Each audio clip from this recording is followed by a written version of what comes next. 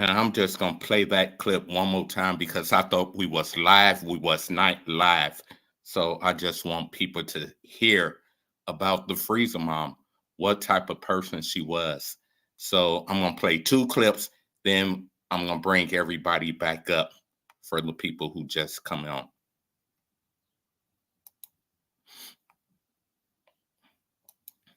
Horrible conditions Mitchelle Blair forced her children to live in. But today, the medical examiner also revealed heartbreaking details about how Blair allegedly tortured her children before killing them. 7 Action News reporter Kimberly Craig is live in Detroit right now with details for us. Kim? And Carolyn and Glenda, you talk about heartbreaking. This is probably one of the hardest cases I've had to sit through in my 20 years of reporting. And it was so sad to hear the medical examiner talk about how these children had been beaten and were so grossly malnourished, even the court reporter could be seen wiping away tears. These are photographs taken from inside the townhouse where investigators say Mitchelle Blair tortured her children and killed 2 of them. We're told she first killed her 9-year-old son, Stephen, in August of 2012, and then shoved his body in this freezer. About a year later, Blair is accused of killing her 13-year-old daughter, Stoney, and putting her body on top of Stephen's. Both had been slapped in the face. Both of them had chipped teeth, and both of them had actual tears in the mucous membrane of the inner aspect of the lip. Dr. Carl Schmidt from the Wayne County Medical Examiner's Office says it took 2 days to thaw the children's bodies before he could examine them, and what he found was nothing short of horrifying. On 13-year-old Stoney, he says the blows to her head were too many to count.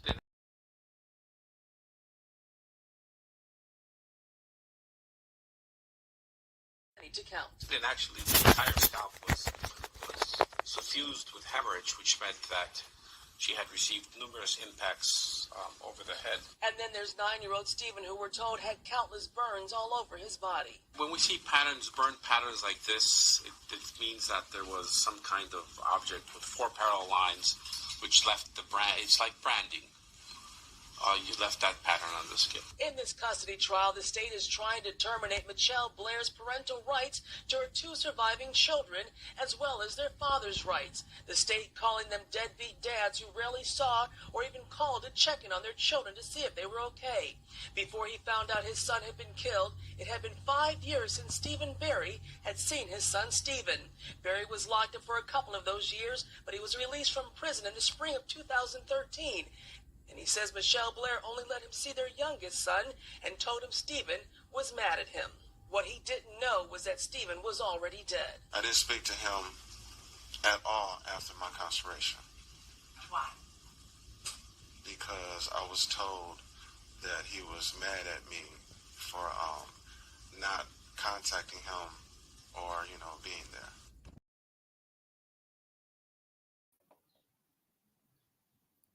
Wow. Wow. I'm going to bring up my co-host. Wow. So this first time I ever per se seen dad speak, right? And I don't know. I had mixed feelings when I heard dad say his baby mama wouldn't let him see his child. And I'm thinking like, okay, I've been to prison. My baby mama didn't want to bring my kids to prison to see me. I filed a court order. The court made her. Like, who go 2 years without just seeing the kids or not knowing where their kids at? It's a different if you just not in their life, but you know that okay. But this man was like, it was okay. So what you think about those clips we just seen? When I say again, it takes me back to when I first watched it. I was speechless. I can't, it's just no words and no understanding it. And I guess because I wouldn't do such a thing, I won't understand totally. But it's disgusting. It's the oh my God. There's no words. I'm just like, wow. And this happened in the state you live in, not the city, but your state, right? What Absolutely. when you seeing it and you seeing she got the time she deserves, did you think about afterlife behind walls, what that may look for her? Like you spoke of earlier, the things that we hear, when people do stuff like that to kids, when they go to prison, I'm like, she gonna get what she deserves. She gonna get what she deserves. But again, like having that conversation with our guests, it doesn't seem like that stuff fact. And then people may be afraid of her because she's doing stuff in there that I really followed the end of the story. I went back and watched it again because it's kind of upgraded now from the last time I watched it. And I believe they said she caught like 42 different charges since she's been there. And so she's torturing people. She torturing the hell out of the people in there. And they probably scared of her. Right. So you got people, for people who watching never been to prison, you got your good time mixed with people doing life. Like they can't lose. They can't go home to their family. But somebody with 10 years can, and she may be fighting them. They're scared to fight back because they're trying to make it home. She don't care. Exactly. Exactly. She don't got nothing to lose. Nothing lose. Nope. What do you feel about the prison system putting people who got life or long terms time with people with short time? Do you I think that's like totally a setup? It is. I believe so. Because like you just said, they have nothing to lose. So if this person is doing life in prison and you put somebody in there that's doing 10 years, I actually have a friend that was sentenced to, I believe, 10 years and ended up doing like 13 or 14 years because every time it was time for her to go home, she would catch another case either to stay or somebody would start a fight to make her stay. And so Mm-hmm. you can get caught up in that life in there. But it's I don't think it's fair. I think they definitely should have the lifers to themselves. And I Mm-hmm. mean, if they want to go for what they know, then hey, they don't got nothing to lose. But don't put nobody that's got time to go home. Don't put them in there with them people because that could go Right. real bad. Real bad, right? And I mean, we're gonna hear from somebody who was in the cell with her for years, 24, well, 23 hours, I believe. They came out for an hour, but we're gonna see some more pictures of her house, how nasty her house was, um, the freezer that she had these kids in. Like, I have kids, and I can't imagine killing my kids, first of all, but putting their bodies in my freezer where I put my ice cream, my pizza rolls, my everything in there, right? And then making their sibling go get the food out. Like that mental, like, wow. But let's So bring up our distasteful. guest. That's go ahead. What you guys say about that? That's just It's so distasteful. It's like the worst that it's the worst thing you can do. I mean, I'm there killing a kid is just like the worst. But to kill your own children, it puts a whole different taste. Any kid is bad, but for a mom to kill her own children and admit it with pride. I mean, she admitted it with pride. She was like proud of it's it. I nothing. mean, Yeah, yeah. So we gonna bring up our guests. Um, I met her online. I was watching my Facebook post and some people was talking about her, and let's say she been to prison and been an ex offender who doing great out here. And I'm like, let me see what she doing. Is she doing something great? Let me see. That's how we connected, and we working on different projects as we speak. This is her first time, so let's welcome her up, and we're gonna let her have the flow. So what I'm gonna do tonight, y'all know I do all the talking. I'm gonna come down, and Miss Hi. Hickey gonna be talking alike, interviewing her and come up here and there. But tell people about yourself, Brooklyn, and we're gonna keep moving. Okay, well, I can go on and on and on. Well, my name is Brooklyn Adams. I grew up in the city east side of Detroit in the Brewster Projects. What else can I say? I went to prison. I guess I was based on telling you guys a little bit about myself because of the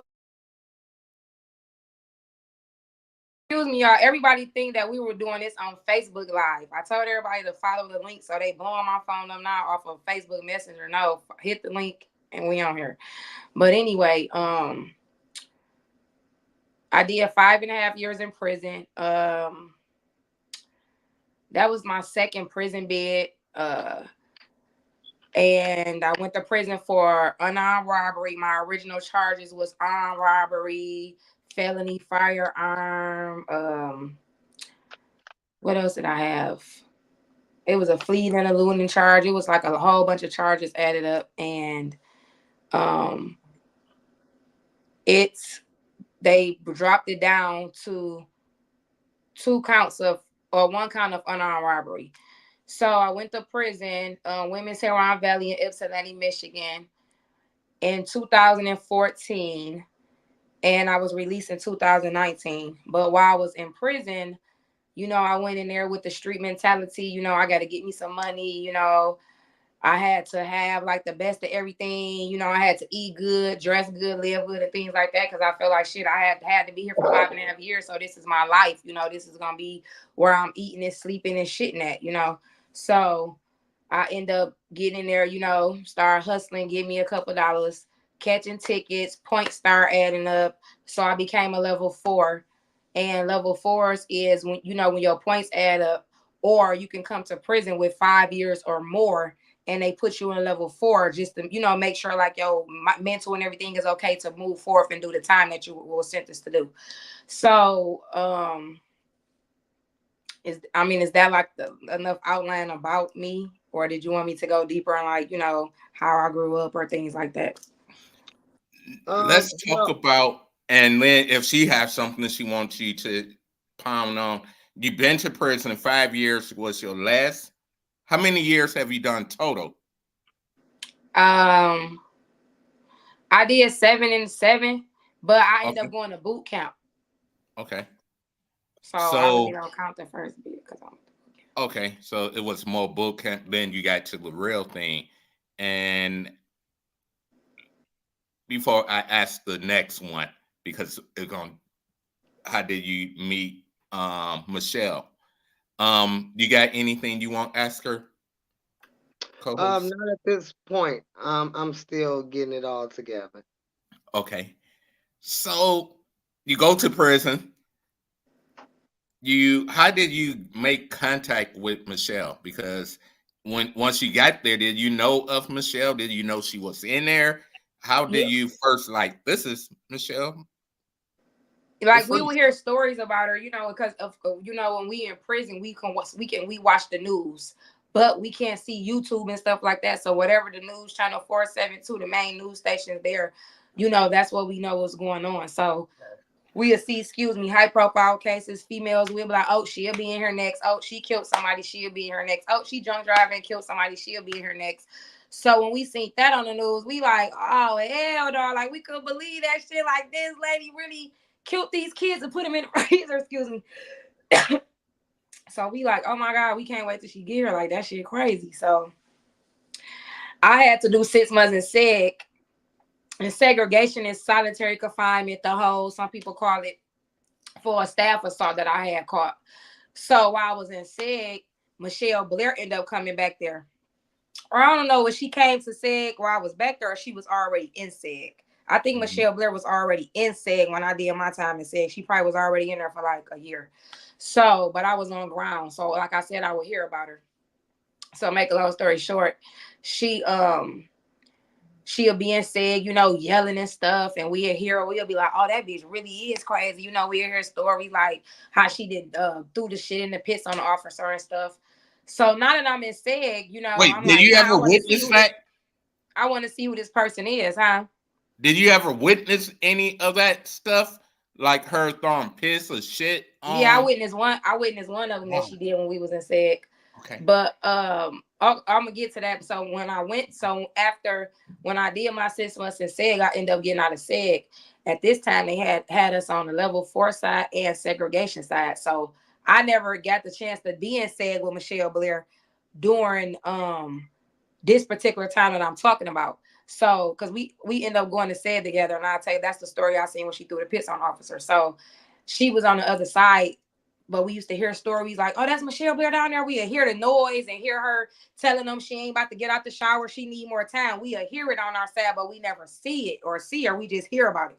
So when I get out of SEG, they end up they send me to level 4, and then they end up making me a porter back there where I clean up, by me being in SEG for so long, they didn't want to just put me back in the 23-hour lockdown. So they gave me a job where I could be out all day.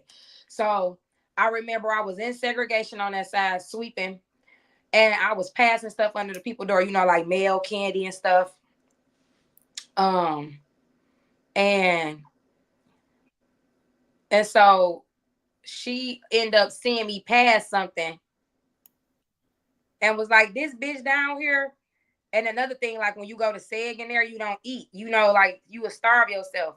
You don't really eat like that. So I had lost a lot of weight while I was in SEG. That's for everybody that go to SEG in prison. So anyway, she like, this bitch, this skinny ass crackhead looking bitch, with these bumps all on her fucking face, passing shit. Fuck that shit. How this bitch, like talking shit like that. So I looked at that bitch. I was like, bitch, I said, man, your motherfucking business. I said, what the fuck I'm passing this shit ain't got shit to do with the fuck you got going on, bitch. I said, I'm not the fucking kids, bitch. I said, if I was you, bitch, I would have put him in a stainless steel refrigerator and stove. I mean, stainless steel motherfucking freezer, not that cheap ass motherfucking white one that you did. So when now we going back and forth, she like, oh, bitch, when I get out of SEG, I'ma fuck you up and this, and I'm like, bitch, I'm gonna be waiting on you, bitch, because I ain't the motherfucking kids. So we exchanging our words. So probably for like a whole 30 days after that, when they take her outside, she still has shit to say. I'll be like, bitch, fuck you. Like I said, bitch, hey, this ain't that, bitch. Ain't nobody scared of you, bitch. I'm not them fucking kids. So after that, she stopped saying stuff to me, and that was that. She ended up probably getting out of SEG after that incident between me and her, probably like 4 or 5 months later. So I wasn't thinking about it. But if the bitch would have said something, then we would have just went right back to it. Would have been, would have been up there, and we wouldn't have went back to SEG. If you would approach me about the situation, I would have said, oh, okay, well, yeah, I did say that, and this is what it's gonna be. But she didn't do that. I guess she forgot about the situation or whatever, because she was getting into it with everybody while she was back there, saying what she was gonna do, how she was gonna do it. So make a long story short, she ended up having, because when she first came to prison, she was in quarantine, and quarantine is where they take you when they do like all your evaluations, making sure you don't have no diseases, making sure if you need glasses, making sure you're mental okay. Everybody that go to prison go through that. And Mitchelle Blair never hit ground. She went from quarantine. Somebody talked about her case over there, and she jumped on the lady, and they put her straight to segregation. Wow. She did 2 years straight in segregation. She never got out of segregation. She went from segregation to 23-hour lockdown level. Okay, That's so when you me and said her was became bunkies. okay, so you said when somebody had talked about it, she ended up getting into a fight. So did she ever talk about the situation or what happened to you? Did she ever tell you like detail by detail, like this is what happened or whatever? I mean, yeah, she tell her side. I don't know if it's true or not, Right. but we was the monkeys for 2 years, so we talked about a lot of stuff. I would just ask her over and over again. Sometimes, we'll just be sitting there chilling. She'll be watching her TV. I'll be watching mine, and I hop up and just be like, "Damn, bitch, what was going through your head?" I'm like, I need to know this, but everybody did not have that relationship with her when she first went to prison. You see what I'm saying? Like that's what make this important. You get what I'm saying? The type of relationship I had with her, she's friendly now. That's because she was able to, she's been there since 2014 or 15. So she's been there for some years now. So she's not the same as when she first got to prison. When she first got to prison, she wouldn't dare talk to nobody about the case. You know, she wouldn't want to talk about it or nothing. So that's what made me important in this situation. We gonna put that up there, not bragging, just saying, because a lot of people would say that they know her or she said this and she said that. Is really not important. You get what, not to me anyway, because I was one of her first bunkies when she first got out of level 4. I mean, out of segregation when she first even got to prison. So whatever the story she didn't tell now or the friendliness that she didn't get now is different. So anyway, Okay, so let me ask you this. When she, all right, I know you followed the story. Of course, she was in there with her, but is the story that she told you the same as what she said in court and stuff? mm-hmm.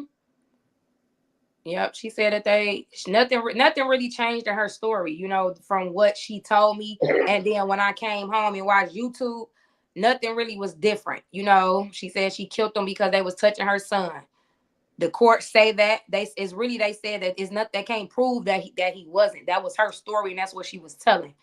Do I believe, you know, that's what was going on? Yeah, but I don't believe that she killed them because of that. I just believe she lashed out and beat them so bad to the point of no return, to where she had to play that role. Like, oh yeah, I meant to do that. I did this. But And I we're know talking, some. we're talking over years. I'm sorry, Rod. No, go ahead. Go ahead. We're talking like over years of time. Like when she killed the first little boy, Steven, um, it was a year later when she killed the daughter. So is she lashing out constantly? You know what I'm saying? Is she just off the chain here or there? But see, I don't. That's what they said. I don't know. I don't believe that because she told me that she killed them within the same week span and put them in that freezer. I don't know. That's what the news said. You know, I don't believe that she killed them a year apart. I don't know though. I mean, that's really not really important. But I don't. She actually said that in the interview. Oh, well, she told me it was in, you know, in the same week. And the So I don't know. integration, I'm sorry. Huh? It was the integration room when she said that. Yeah, well, she told me it was in the same week. So I don't know. Do you have any kids yourself, Brooklyn? I know people probably like, do Brooklyn have any kids? Yeah, I do. I don't agree with it. You know, that don't mean No, no, no. I I agree. just, some people may be, asking themselves, oh, do Brooklyn have kids? Yeah, Um, okay, you do have kids. What a mother love, right? You've been to prison away from your kids. That didn't stop your love for your child, correct? correct. And somebody done something to your child while you was incarcerated, you be ready to kill them. I would take it, correct? Right. So you in prison, you go to SAG, you link up with the freezer mom, become her cellmate. Will you ever scare go sleep? I was never scared to go to sleep, but I was skeptical. Like, wait, let me keep one open so I could watch this bitch in case, you know, this bitch try to try Mhm. something. I wasn't scared. It was just more of a, damn, this bitch killed her kid, so I gotta watch this hoe. You know, she in the room with me. But that only lasted for like a week and a half, and after that shit, I was snoring and scratching. Mm. I don't know. I probably, me personally, I probably couldn't have got comfortable with her. We all Mm-hmm. are different, and excuse me, different walks of life for different people, and But but it's either you get comfortable or you tell them you don't want to be in a room, they take you out of there, pack your things and put you in a cell by yourself, and you sit there with nothing until they find you a bed. And then it's possible they could take you out of that cell and put you in there with another bitch that killed the kids, and you would just be telling them, I don't want to be in these rooms, and eventually they just tell you that's where you're gonna be. That's how I go in prison. You really Right. can't say if you can be in the cell with this person. or you can shoot moves. You know, people would say, "Oh, I feel like killing myself." Then they're gonna put you on bam bam. You get what I'm saying? Then you can get moved like that to get to another room. But who's to say when you get to that room, you might be in the room with a bitch that sucked her son dick. So now you don't want to be in with her. So now you got to go tell the officer, "Hey, I feel like killing myself again." Now you're gonna be back over there again. Then they might put you out of there and put you in a cell with a bitch that burnt her kids, but took the nigga kids out the trailer, but burnt her kids. You see what I'm saying? So it's Yeah, just yeah. it's a really So, like, kind of back to what Rob said, like, you do have your own kids, and I mean, at some point, we do all have a breaking point. Especially, I've never been to prison, thank God, but I have been away from my kids, and just the thought of somebody hurting my kids or theirs would take me somewhere mentally. So, what did you ever like have a breakdown or like, oh my God, like really you did this to your kids? I don't think I want to affiliate with these people. I know you're in prison. You really don't got a lot of choices about who you be around. But no. my I get what question, you're saying. I mean, no, because I'm strong minded, so it don't really nothing too much really bother me like that. I don't know. I'm just different. Cause I'm not my mind just operate a whole totally different way. I'm strong minded. So no, it didn't bother me that she killed her kids that came out of her coochie. They wasn't mine, they came out of mine, you know. So it's fucked up. Yeah. Do I agree with it? Fuck no. Do I feel like she deserved to be in prison? Yes, I do. You know, but what can I do? What can I say? So mentally, no, it didn't fuck with me. But I did used to think about them kids like, damn. And that's when I would ask her, like, bitch, I'll be laying on that bunk and I'm thinking like, damn, that shit fucked up. And she'd be up there laughing about a show, watching a TV show, and I'd just be like, bitch, I got a question, right? She'd be like, what's going on?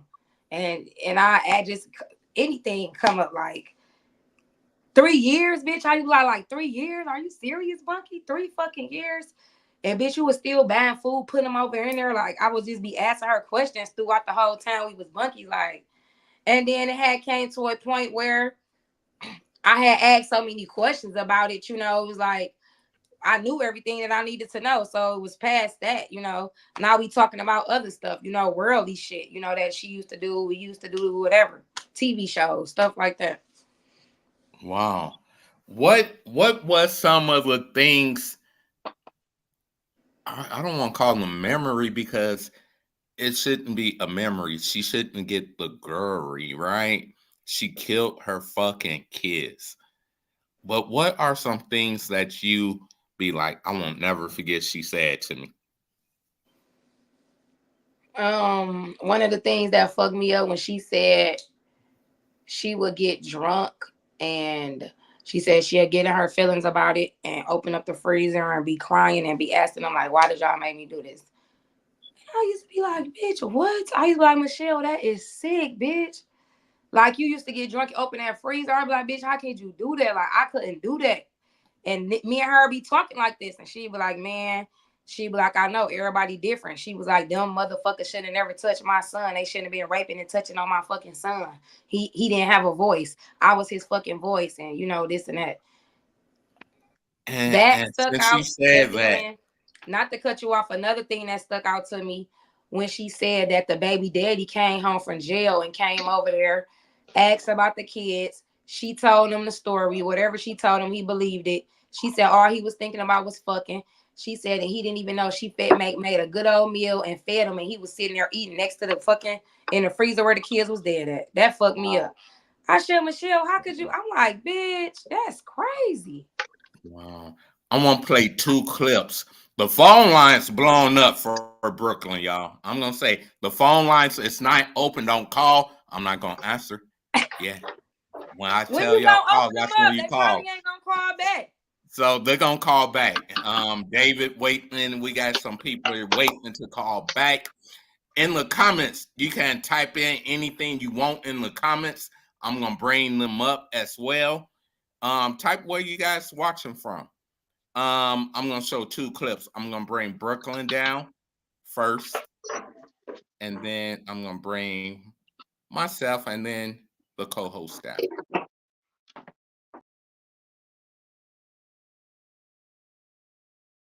Just, I want the evidence, the record to be clear. that there is no evidence in this case that any of the younger children or the younger child was sexually abused.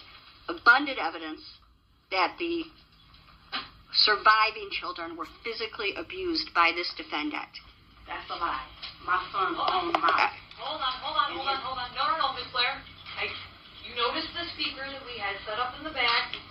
If you can't behave yourself, Listen, you're going to get an opportunity to speak. If you can't behave yourself, I'm going to put you in the back. We'll finish our portion of the proceeding. I can bring you back out here to speak, because you're going to get an opportunity. But if you interrupt people, I have to put you in the back. So it's just your son. Okay. Go ahead, Ms. Goldfarb. That's the evidence, Your Honor. No physical evidence that that younger child was physically abused. No eyewitness to physical abuse, or sexual abuse in that child, but abundant evidence that he was physically abused, as was his surviving sister, by this defendant. People have nothing else.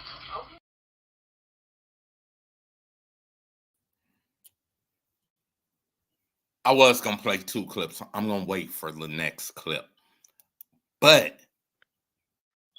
that's what's the state, the prosecutor, a mother, somebody who had go through the whole case. And she said theirs was no physical evidence, not an ounce. How do that sit with you, co-host, about hearing that she's saying all this happened, but there's no evidence, not an ounce? Honestly, I don't believe it. I don't believe it. I mean, that's just my personal opinion. Of course, I don't know that to be factual, but me, I don't believe it.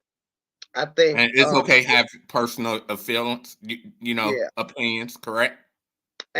absolutely. And then even if it was true, there's so many other things that she could have done, and so I think she did it. I think she was just mean. Obviously. And I think maybe she didn't want the kids sometime, and she was abusive, and she took things way too far to the point where it wasn't no coming back from it. They didn't go to school. They weren't eating properly. Obviously, they weren't living good.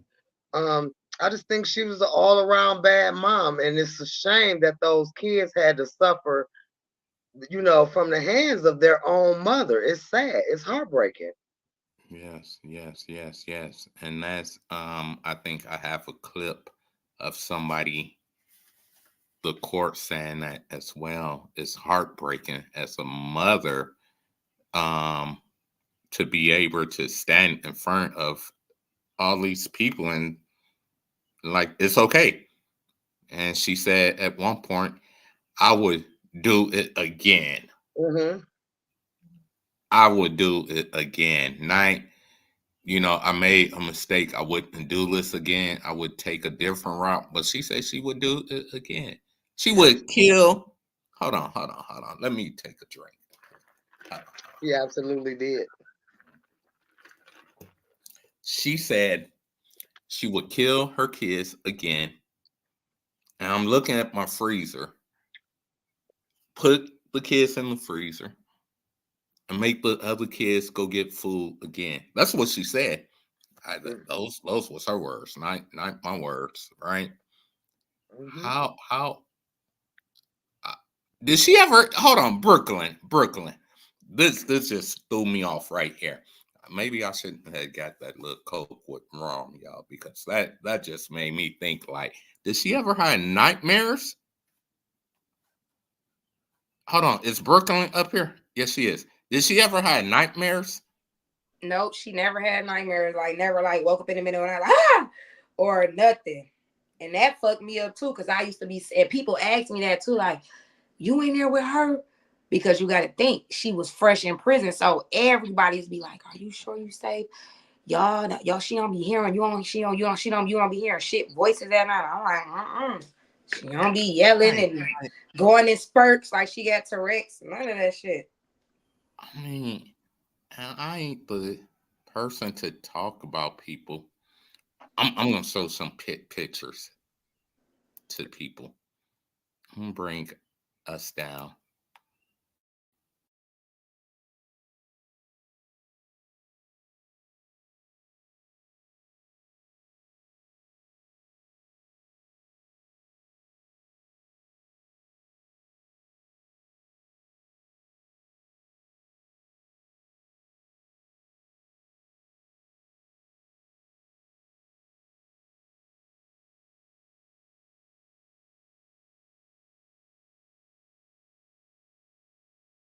Like the first picture, she looked like, all honesty, like she was going through mental problems.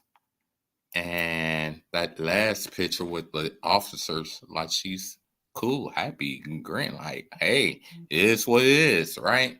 Like, you still have a surviving child Two that of you them. don't give a fuck about. She Because got if you two did, survivors. two Mhm. surviving child, The yes, oldest one two. daughter and the youngest son. I ain't gonna even lie. If I was dating somebody and found out that their mother did this to them, I would be terrified. Like,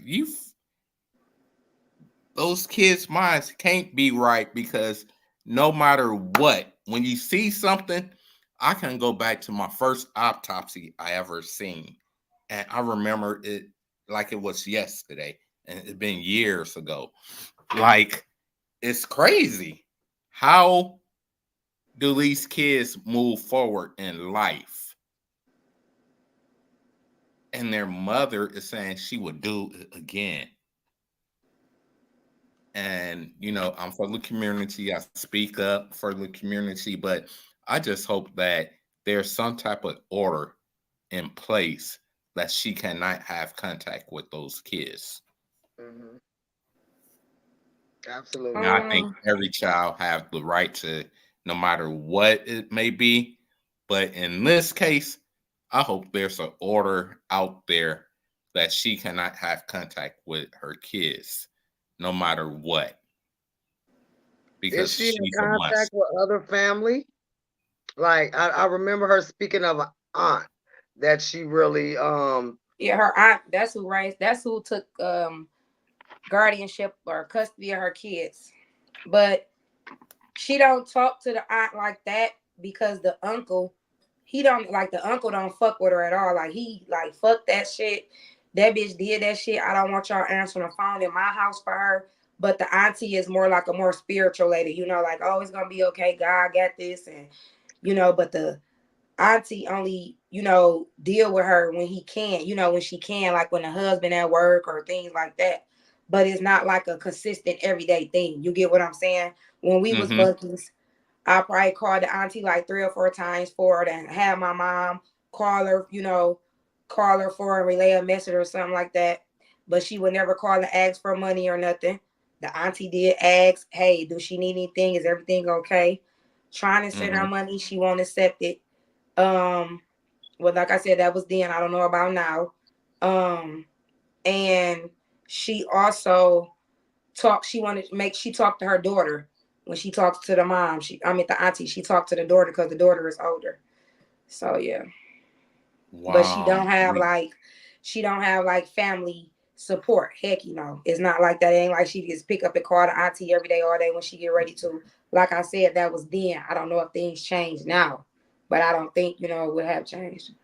So how was she buying commissary? Because I've been incarcerated, gave the federal people 12 years of my life. And by God grace, I had family members, and doing legal work, I could buy my own as well. How was she providing in prison, commissary, jumpsuits, Um, shoes? How was she doing that? She didn't have money. She worked. She didn't have money like in the beginning. The prison gave her a TV, trying to pacify her to keep her quiet. They gave her a TV. That's the Wait, wait, money. wait, wait, wait. Whoa, stop, stop, stop, stop, stop, stop, wow. stop, stop. I've been in state for a year and federal for 12. what do you mean they gave her a TV? Can Yeah, they you, gave her. because where I'm from, and let's say the federal prisons is the big house. Ain't Mm-hmm. if the police, the CO would bought me a TV, I would have been like what they call a 5K1. If you've been in federal, you know that's mean you working with the government. Mm-hmm. A TV? What you 'Cause mean? they was scared of her just to keep her quiet so she won't keep going off and throwing piss and shit on them and fighting them. They gave her a TV to keep her fucking quiet. Go ahead, Wow. So Miss Picky. I got to drink my Coke and rum. Go ahead, Miss Picky. I guess, they kind of make sense because I did see where they were saying she had caught like 42 new charges and basically in there just acting a damn fool. So I could kind of see that. I mean, she's not getting out. She's already locked up. Let's try to keep this bitch quiet. Turn my They fan gave off her a because it's TV. getting hot in But here. that is kind of, you know, but she might yeah. as well work for the police. Hell, she in there for the rest of her life. So What you, Miss Picky? What you say? Miss Beck. she may as well, y'all. Go on and get a profession. Right. Mm-hmm. That is crazy to hear that the police taxpayer. So y'all hear this, right? Y'all pay Uh-huh. your taxes. Your money going to people who the police scared of. They're buying them TVs. Mm-hmm. Real talk, y'all. Yeah. Hey, I promise. I just had to turn my fan on, my ceiling fan. Haven't been on in 2024. This right here just made me hot. Like, Mm. bought her what? A TV? Mm. Man. Mm. Well, OMG. Miss Piggy, you have anything you want to ask her before I move on to I want to talk about the father, right?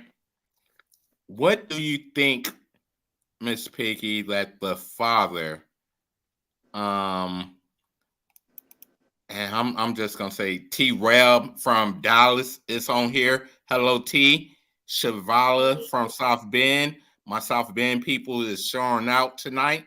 Pat from South Bend is on here.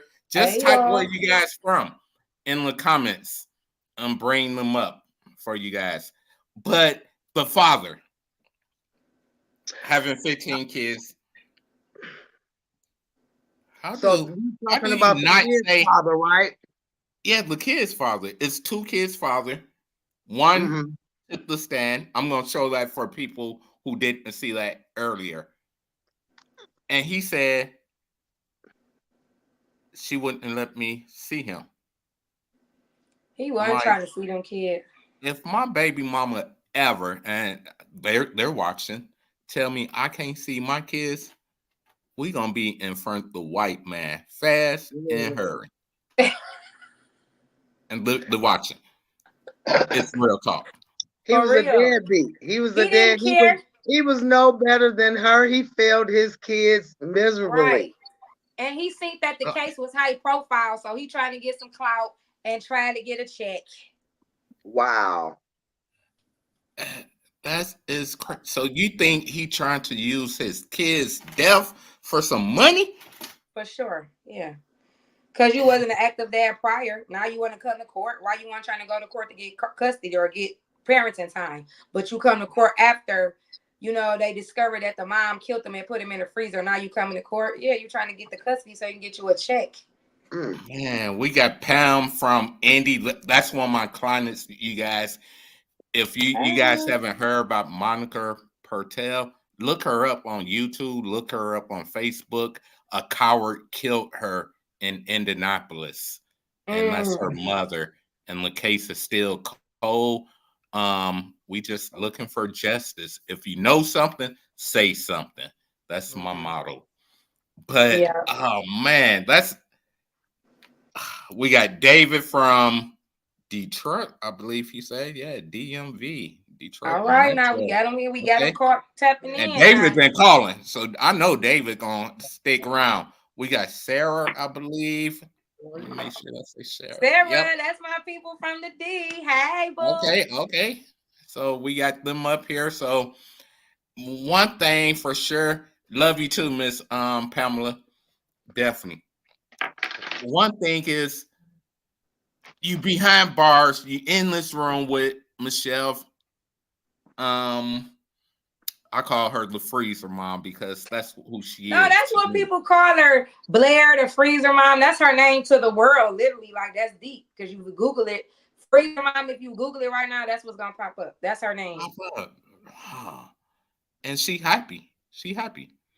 But the father, what do you think about the father, Brooke? Because you was in there with her.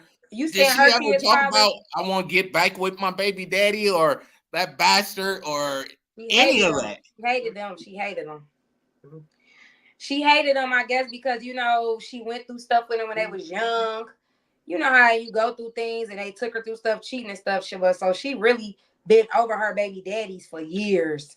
She never really discussed them other than they been deadbeats.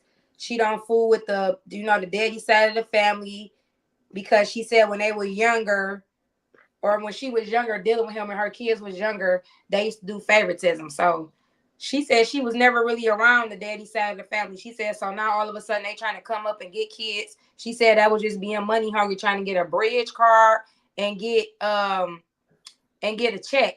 And she said she didn't want her kids over there because somebody over there used to touch kids. I don't know if she said her baby daddy, granddaddy, or like the uncle. So don't mock my words on that and don't stamp it. But somebody in the baby daddy's family was touching on the cousins and stuff. So she was telling that, like, why the fuck would I want my kids to go with you sick motherfuckers? This is her words.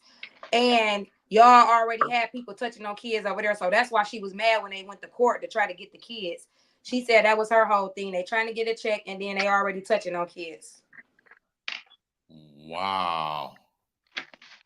And this, if y'all know Dwayne Avance, he would say unbelievable. Unbelievable. What? I mean, Miss Piggy, let's talk. Let's talk. So she got this, her mother, she claimed she went through this with her family member when she was a kid as well. My grandkids, I could call them, bring them up right now. When they get in trouble, I say, don't be mad at me. Be mad at your granny. Look to heaven where she at and say thank you. Because one day you're going to be grateful. Like, how do you say, man, my mother didn't put me in the freezer, but I'm going to put you in the freezer? That don't make sense. It don't make no sense. Even if that happened to her, that's what's gonna work for you. That's what you're gonna do. That's what you got out of that. I can't understand this lady. It's like crazy is an understatement. You hear me? What? Man, she made me turn my fan on. She owe me some money for electric bill at this point. No, for real. 2004. Like you can look at her and tell. So I wonder if she getting any type of like psychological help or any type of, she got to be. That's a good question right there. Brooklyn, can you answer that? While you was in the cell, was she going to see the psych? Or would the psych come into the cell and giving them, for people who never been to prison might think you saying go to a room, but they come to your cell be like, how you doing today? I'm psyched. Williams. Anything I can do for you? Nigga, I'm fucked up. What you mean? No, she actually, she would tell him like, ain't nothing wrong with me. I don't need no fucking medicine. I don't need no therapist. But they gave her one, Dr. Zimmerman. I want to say that was his name. Zimmerman. And he was the head therapist. So they give like the high profile cases or the ones that they feel like is, really like mental up there. They give them to Dr. Z. So that was her therapist. And she would go talk to him when they, like, she'll lash out. He'll put her on a call out and she'll be like, where you about to go? because she didn't have call outs, and she'd be getting up just to be like, oh, I'm about to go see Dr. Z. I'll be like, oh, okay. So they'll put her on a call out when she lash out, or they'll call and let them know, like, I think she need to talk. Hold on. Do y'all see Sarah? Hold on, let me bring Sarah comments up. Hold on. Sarah will call in line. I'm gonna send you, I'm gonna bring you up on stage if you want to come on. She said, I used to be a prisoner authorization aide. And for those who don't know what that means, inmates will sit at your door to make sure, per se, you don't kill yourself. Yeah. So she was in there with Blair too, watching her. Yeah, I was locked up with Sarah. Oh my God. Hey, all you gotta do, call my phone. I'm gonna send you a link to bring you up. I want to hear what you did with Blair. So all you gotta do, call me right now, 312-312-4961. I'm gonna text you the link to come on with us tonight. I thought you again that number 312-312-4961. That's only for Sarah now. Nobody else coming on now. Sarah getting my VIP treatment tonight, y'all. Nobody else. Don't call me. But how?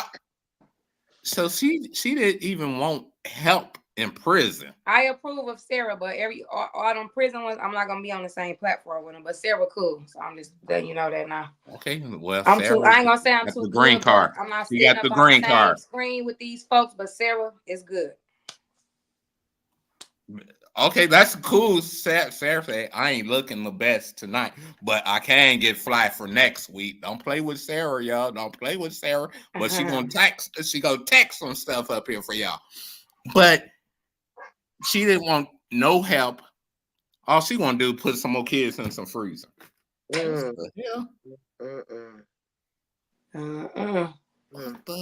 And get a free TV from the COs.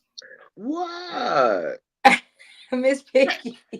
I can't believe they gave her Can you free please TV. start on these phone lines? I am curious. Okay, y'all hear her? She say she want the phone lines on. Because I know people up That's there. what she said. Like, hold on. She crazy. She tell me once. What? You That's dumb? all she gotta say. You got Hold kids. on. How can you believe that? How can you Hold think on.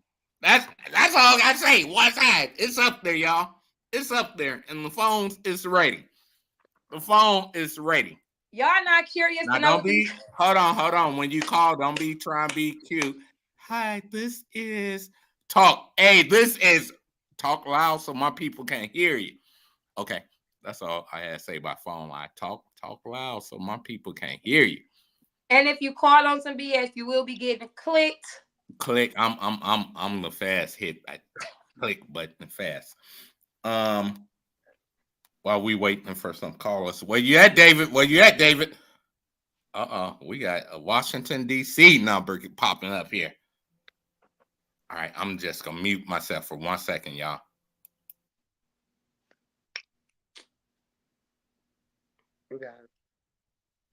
Miss Picky, I can't wait to hear you.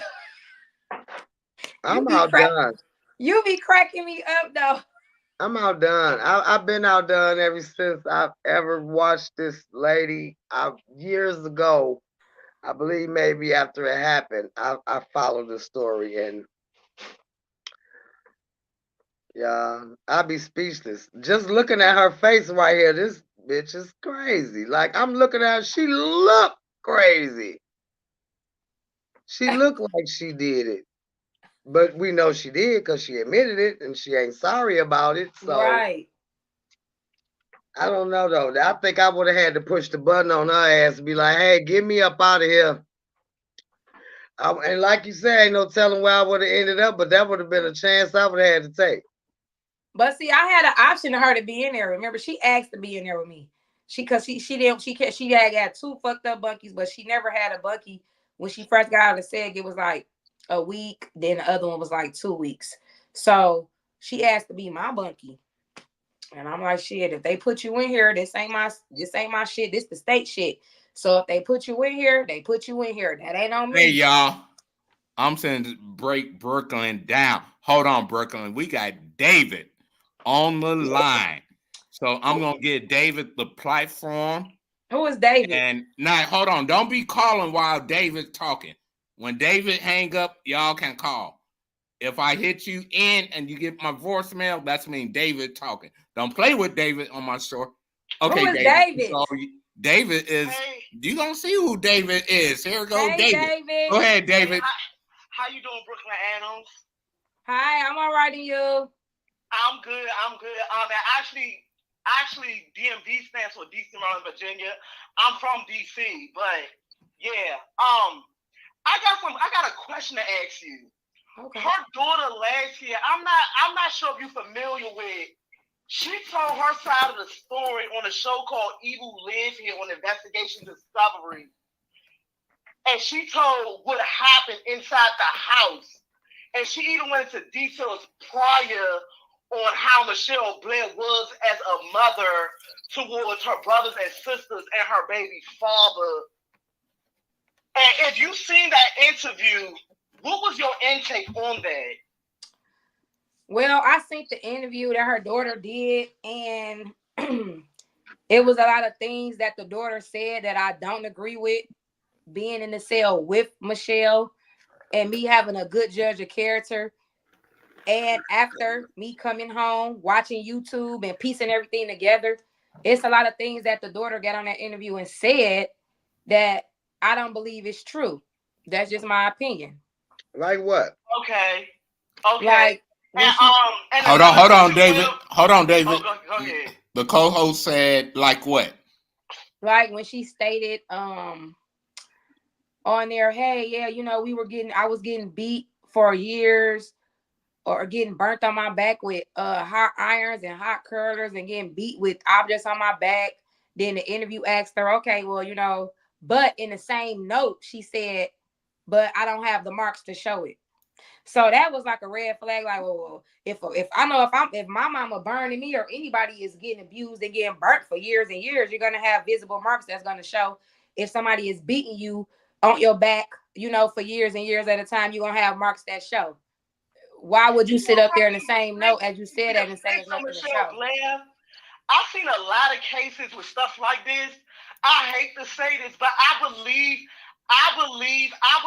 that the kids really did something to that little boy.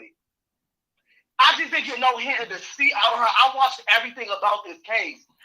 I would believe it too, but I told them not to cut you off. I believe it too, but I just believe that they was in there as siblings, being bored because they didn't have a life. They didn't go to school. She didn't let them play around. So I feel like they was playing with each other, doing things to each other, and things like that.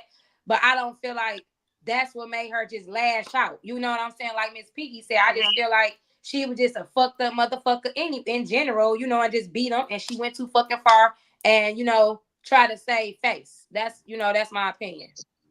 Well, Michelle did do an interview with another YouTube podcaster on behalf of what Gabby did because she felt like that was messed up that Gabby did that because she felt like that was not fair on Matthew's behalf that she would do that and that was his trauma. She felt like Gabby was just trying to do that for clout and money and she thought that was wrong and Gabby should have shut her mouth because it don't need to be talked about. And I feel like that too. Was bad enough. And I agree with Michelle Blair. And it's crazy that you said that, Dave, because I had told Miss Peaky and I've told Rob last week that because it happened and she got locked up in 2013-14.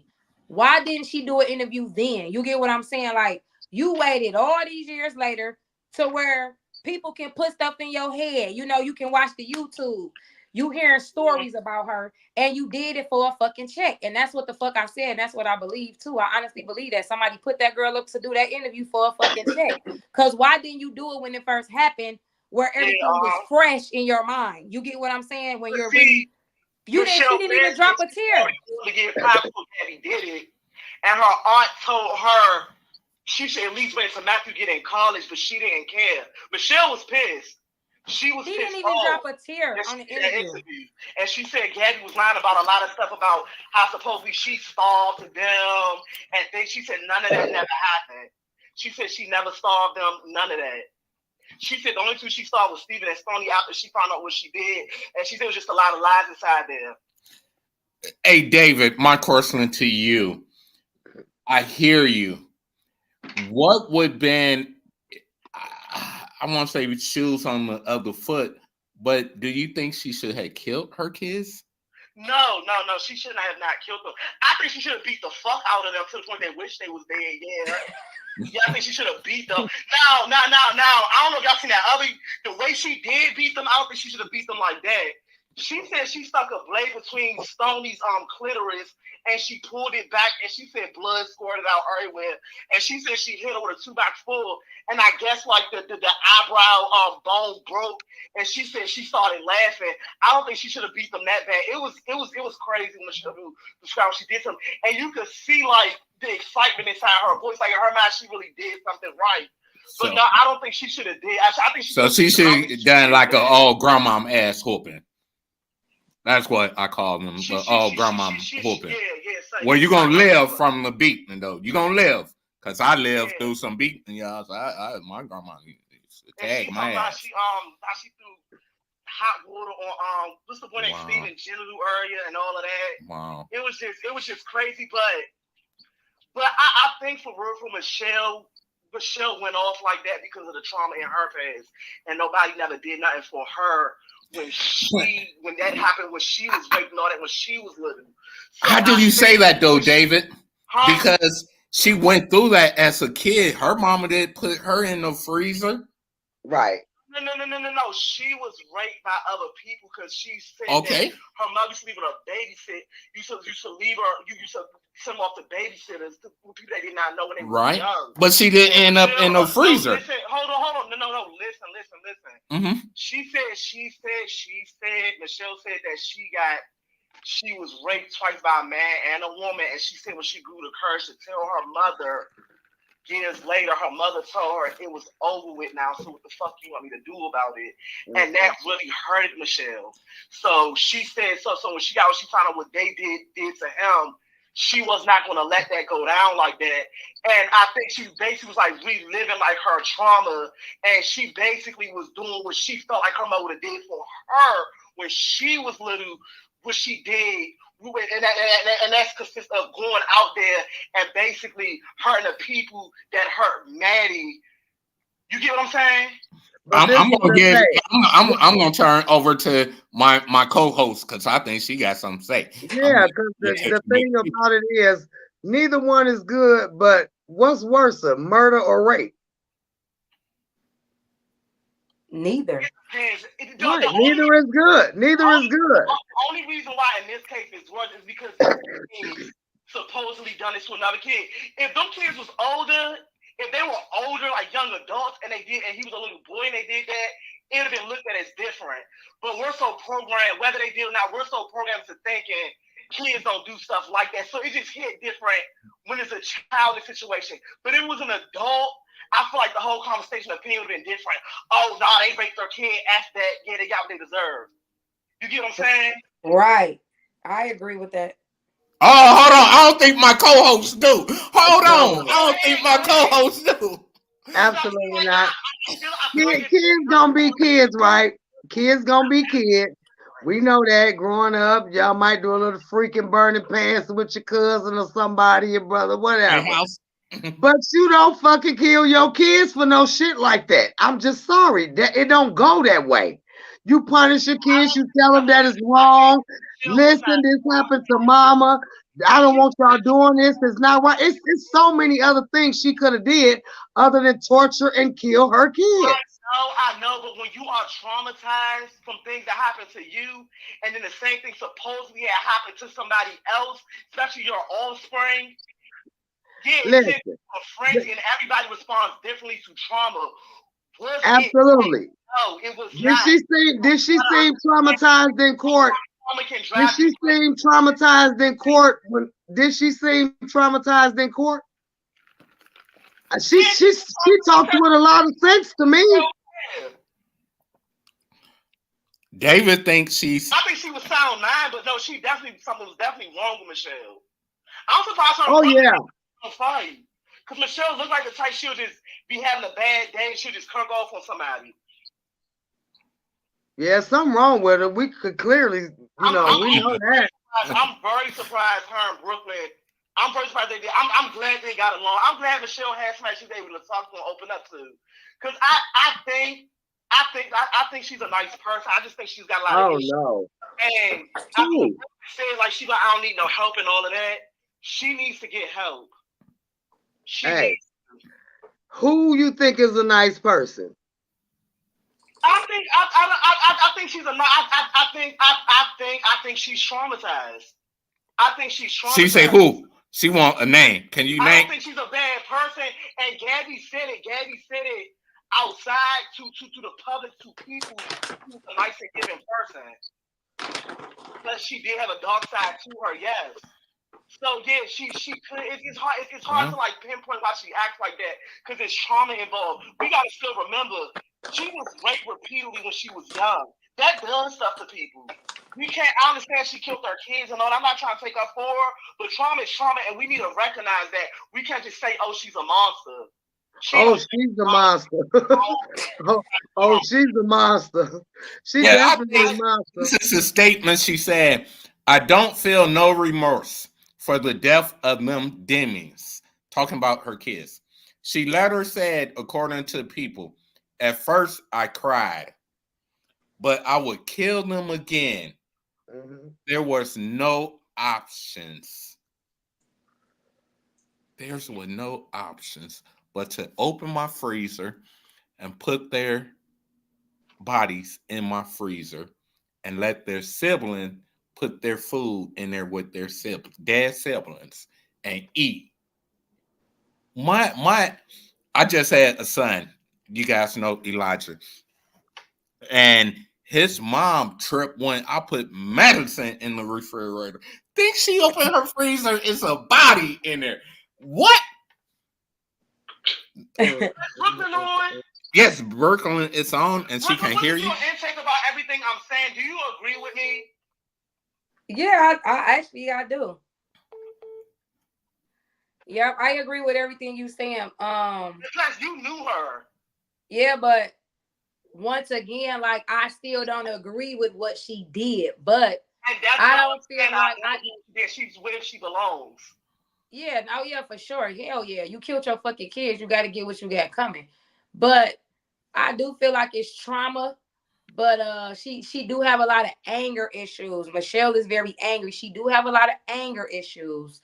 But if you was to just like be in prison with her, if you didn't know her, she wouldn't show you that. You know, she'd just walk past with like her mean mug, and you would just know like, oh, okay, that's the one who did that to her kids. You know, the bitch, everybody in there like, oh, we just gonna walk past and not say nothing because the bitch crazy, but she really not crazy like how people think she's crazy. Like, this question been bothering me.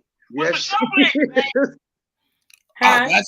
Hell, you know what? That's what's gonna be one of my courselings. But go ahead, David. She wants to know this is like over the years. I seen a mugshot recently, and like something. I think like one little video when she was on prison again because some stuff she did. It's like her demeanor changed. She's like more like masculine now. So the courseling was she gay? And no, she messed with girls. She was curious. First when she came to prison, she was, I don't do that gay shit. Don't play with me with that nasty shit. It's disgusting. Then she had started messing with this lady named Michelle. And I used to be like, Bunky, what you got going on with Michelle? Let me find out. And she'd be like, nothing. That's just my friend. But I knew better. And I used to tell her, like, no, bitch, I know what the fuck going on. Like, you like Michelle. That's your girlfriend, ain't it? She be like, I swear to God, Michelle know I don't like women. And she know I don't mess with no woman. I'm like, well, why is this lady sending you food and writing you mail and everything if this ain't your girlfriend? And so she is still deny it. And then after a while, she'll be like, Bunky, so what do you think, what do you think about, me and Michelle together? I was like, bitch, I already knew you was curious. I'm like, you got to spend the rest of your life in here. So you're going to get horny, bitch. A bitch going to look good to you every go. So you might as well go on and get it in now because you got to be for the rest of your life. So I just broke it down and let her know like that. So she wasn't like promiscuous. She wasn't like real whorish. That was when I was there. She was talking to one person. Like I said, I left in 2019. So I don't know what she did, what she doing now after I left. But for what I hear, she not like outright gay with it. She just got little friends that she right here and there. Give it up for Brooklyn because she definitely looked nice as a female.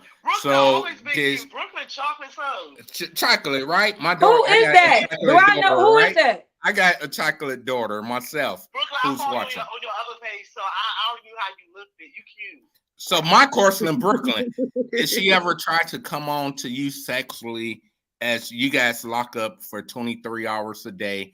Did she ever try, say, hey, let me lay in the bunk with you? Or did you ever catch her in your personal space? No, because Michelle knew I wasn't playing that shit. Nah. And see, a lot of people used to say she like you funny, but she know that you ain't about to play with her in there and all that.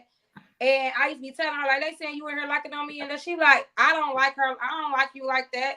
I never got that from Michelle, though. Like, she never made me feel uncomfortable or nothing. Nah, hell no. She knew that wasn't going to pop off anyway, though. But even if she did, like I said, she hid it very, very well.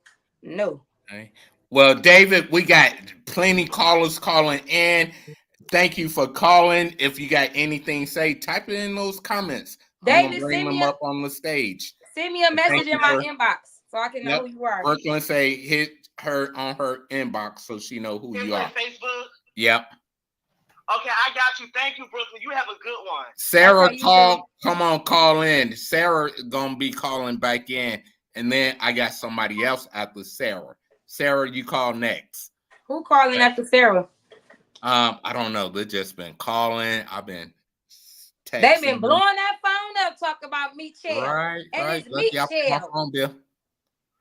So hold on. Ain't no phone calls coming. When Pam speaks, she got the flow. She said, did she have a mental problem? Obviously. I mean, yeah, apparently she did, Miss Pam, but like I said, I didn't see no mental signs in her, this to be sitting up here to say, yeah, that bitch was crazy. She used to be rocking and biting her fingernails, and she had a nervous condition. Like, no, she was regular in that cell. It goes back to this because we've used the word traumatized a whole lot. Mm-hmm. We've gave her this excuse. She was traumatized because this happened to her when she was young. All right, so why she didn't after she got raped, she clearly had 4 kids. So she wasn't that traumatized about fucking. We know that. So if you felt like killing somebody, why your traumatized ass ain't gonna kill the people down the street? Or I'm just saying, if you want to kill somebody, why had to be your kids? I wish she was over there. She killed the kids that she felt was raping her son. That's in her mind. And then she's spending the state food stamps, putting food on top of her kids. What's wrong with her, Pick? Unbelievable. As Dwayne Avance would say, unbelievable. I don't got no excuses for this lady. Again, I've never been up and close and personal like Brooke. But even if so, the way my mind is set up, the way I love my kids, the way I love all kids, I cannot make no excuses for this crazy bitch. I'm just sorry. Here go thing. If I brought her up on the screen right now, what would you say to her, Miss Piggy? Bitch, what is wrong with you? What is wrong with you, bitch? I probably call her so many. I didn't clicked out. Can y'all hear me? Yep, I hear you. We can hear you. I can't see y'all no more. I just would want to know, like, why? I know what her answer would be because they raped my baby. No, that's not it. I don't believe that's it. Well, guess what? We have a caller on the line. She been calling. I've been hitting the end button and texting her. We got Sarah on the line, and I'm going to give her the flow. Go ahead, Sarah. Everybody can hear you. Hello, everyone. Well, I just wanted to say that I met her when she first came in. She was very volatile, and she ended up on suicide watch. And at that time, I ended up sitting on her, and it was so bad, her discussing what was going on with the death of her kids, that I started crying, and the officers removed me from her, because when you're on suicide watch and you sitting on those type of people, you don't supposed to show any emotions because they suicidal themselves. So I did meet her in the very beginning, and she told me her story. And so what I wanted to ask Brooke was, because my take on it was something else. So I wanted to talk to Brooke because she spent more essential time with her, and I ended up leaving. So she spent more time. So my question for Miss Adams is, Miss Adams, do you think that she was angry at the father? Because because she had 4 children, right? And so these 2 children that had the same father were the ones that was inevitably killed. So, and she showed so much disdain and anger towards him in the court proceedings. He was never there. He was never present. He never came around. He didn't do anything for those children. Do you think that possibly it could have had something to do with that as well? Because that's what I felt. I felt like I don't feel like that. And only reason I say I don't feel like that, she would have killed them when they was babies or, younger, I don't feel like it. And I can see if he was around, they was living together. He was a family man. He married her, then cheated on her and pulled like a Wendy Williams. Then I can see that. But that man wasn't around for them kids when they was little. So I don't feel like it had to do with them. Even when we was bunky, she'd talk about them, but she wouldn't base on her like kid's father. So I wouldn't think that it was because she was in love with him. No. She never discussed him or nothing like that. We talked about him. Yeah, we talked about him, but not like a constant basis. You know what I'm saying? She talked about more men from the King Counts from the hood that used to sell weed and sell dope that she thought was sexy way more than she talked about her kid's father. Put it like that. Hold on, I got a question for Sarah. I got one for Sarah. What do you feel? What's your thoughts about the kid's father night doing like a welfare check, or he came over? I don't know if he had sex with her, but he came over at one point of time and don't see his baby. Like if I go to, I got 3. The most I have 3 kids by one woman.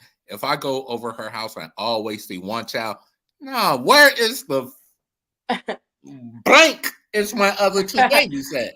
For real. Like, they can be grown. Like, if I don't see my oldest baby, she's 30. Where's my baby at? You talking about she's standing here with you, but every time I come, I don't see her. Like, that. Give me some feedback on that.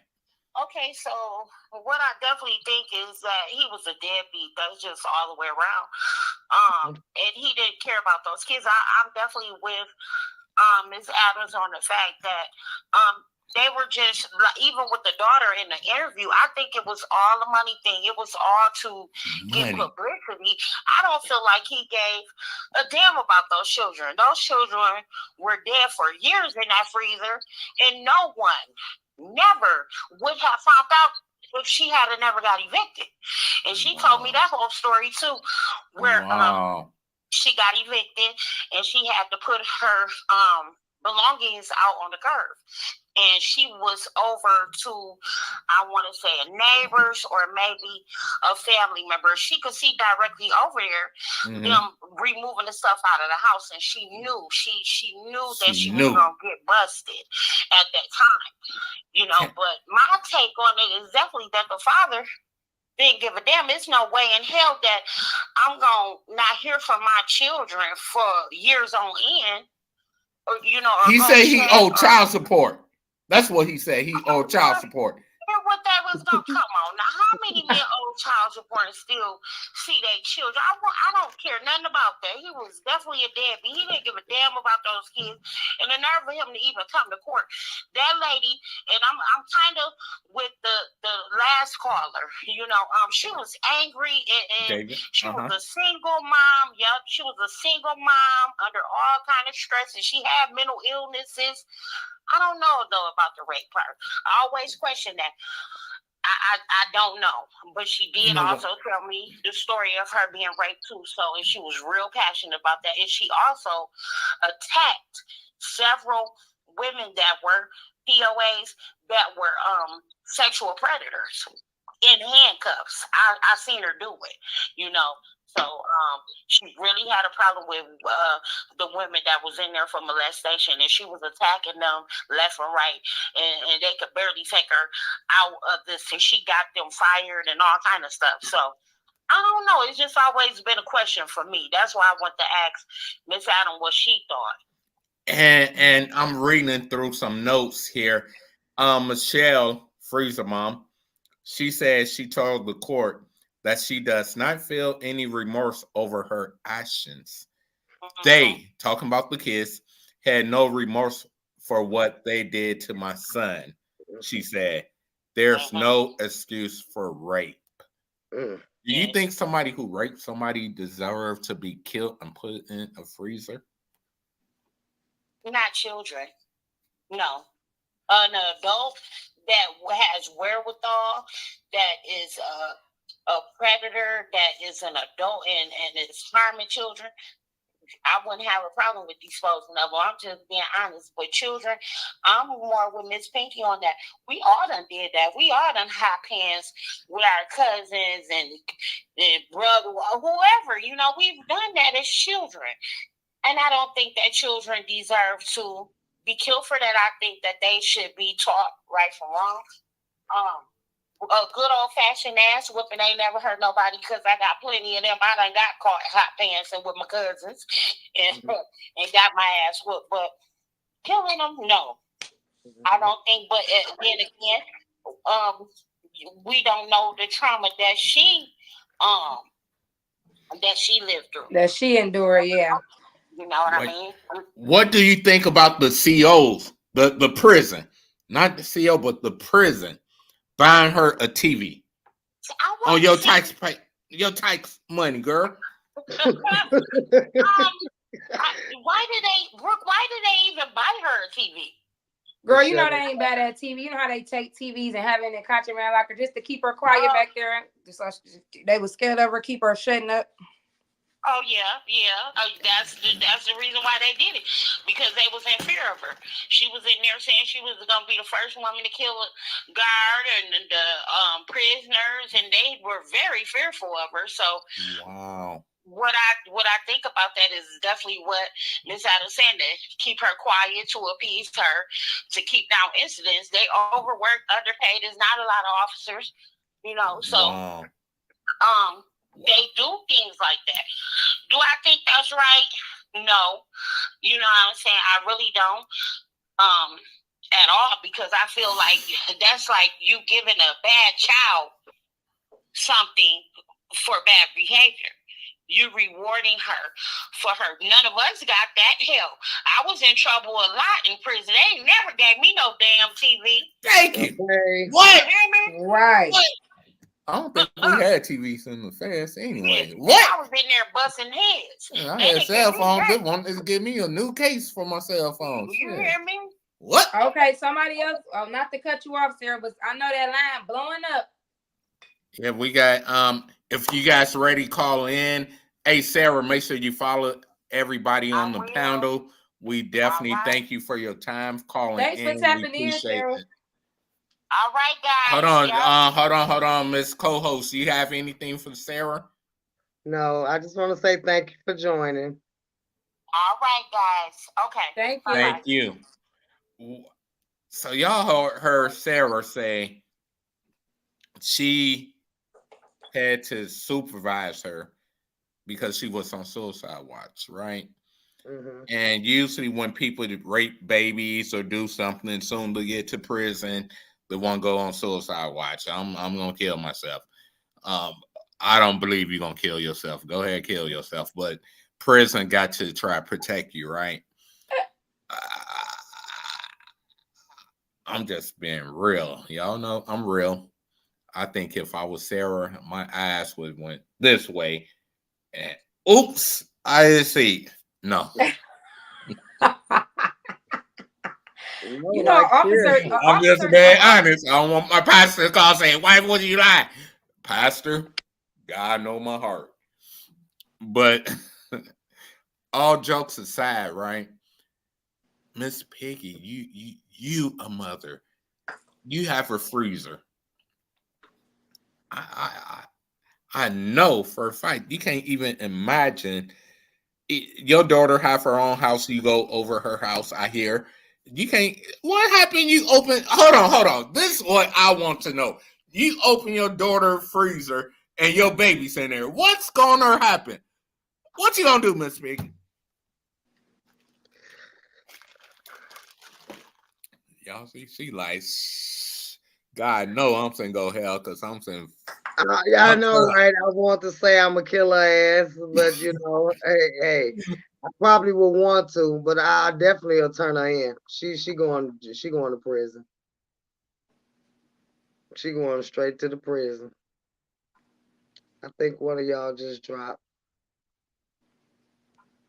Can you hear Rob?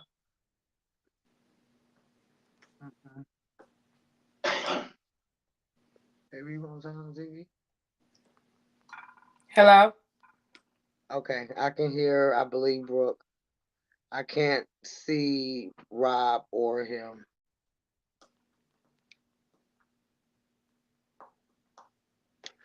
But yeah, to answer that question, I don't know. I would freak the fuck out if I was to see something like that.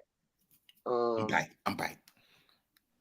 So we got Miss Pam up here. She said the reason I asked why didn't her family or friend ever notice? I'm gonna bring that up. What you think, Brooklyn or my co-host? Miss Pam say, why didn't her family or friend ever notice? Like, I got 15 kids. I don't see all my kids often, right? But I damn near can know if something wrong with them.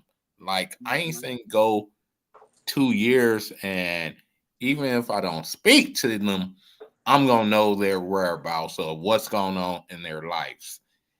It sounded like she was kind of secluded from family, and maybe not too much company coming around. I don't know if it's because she was mental that people just wasn't coming around, but the few people that was, she always had an excuse. But I'm like you said earlier, I would have wanted to see.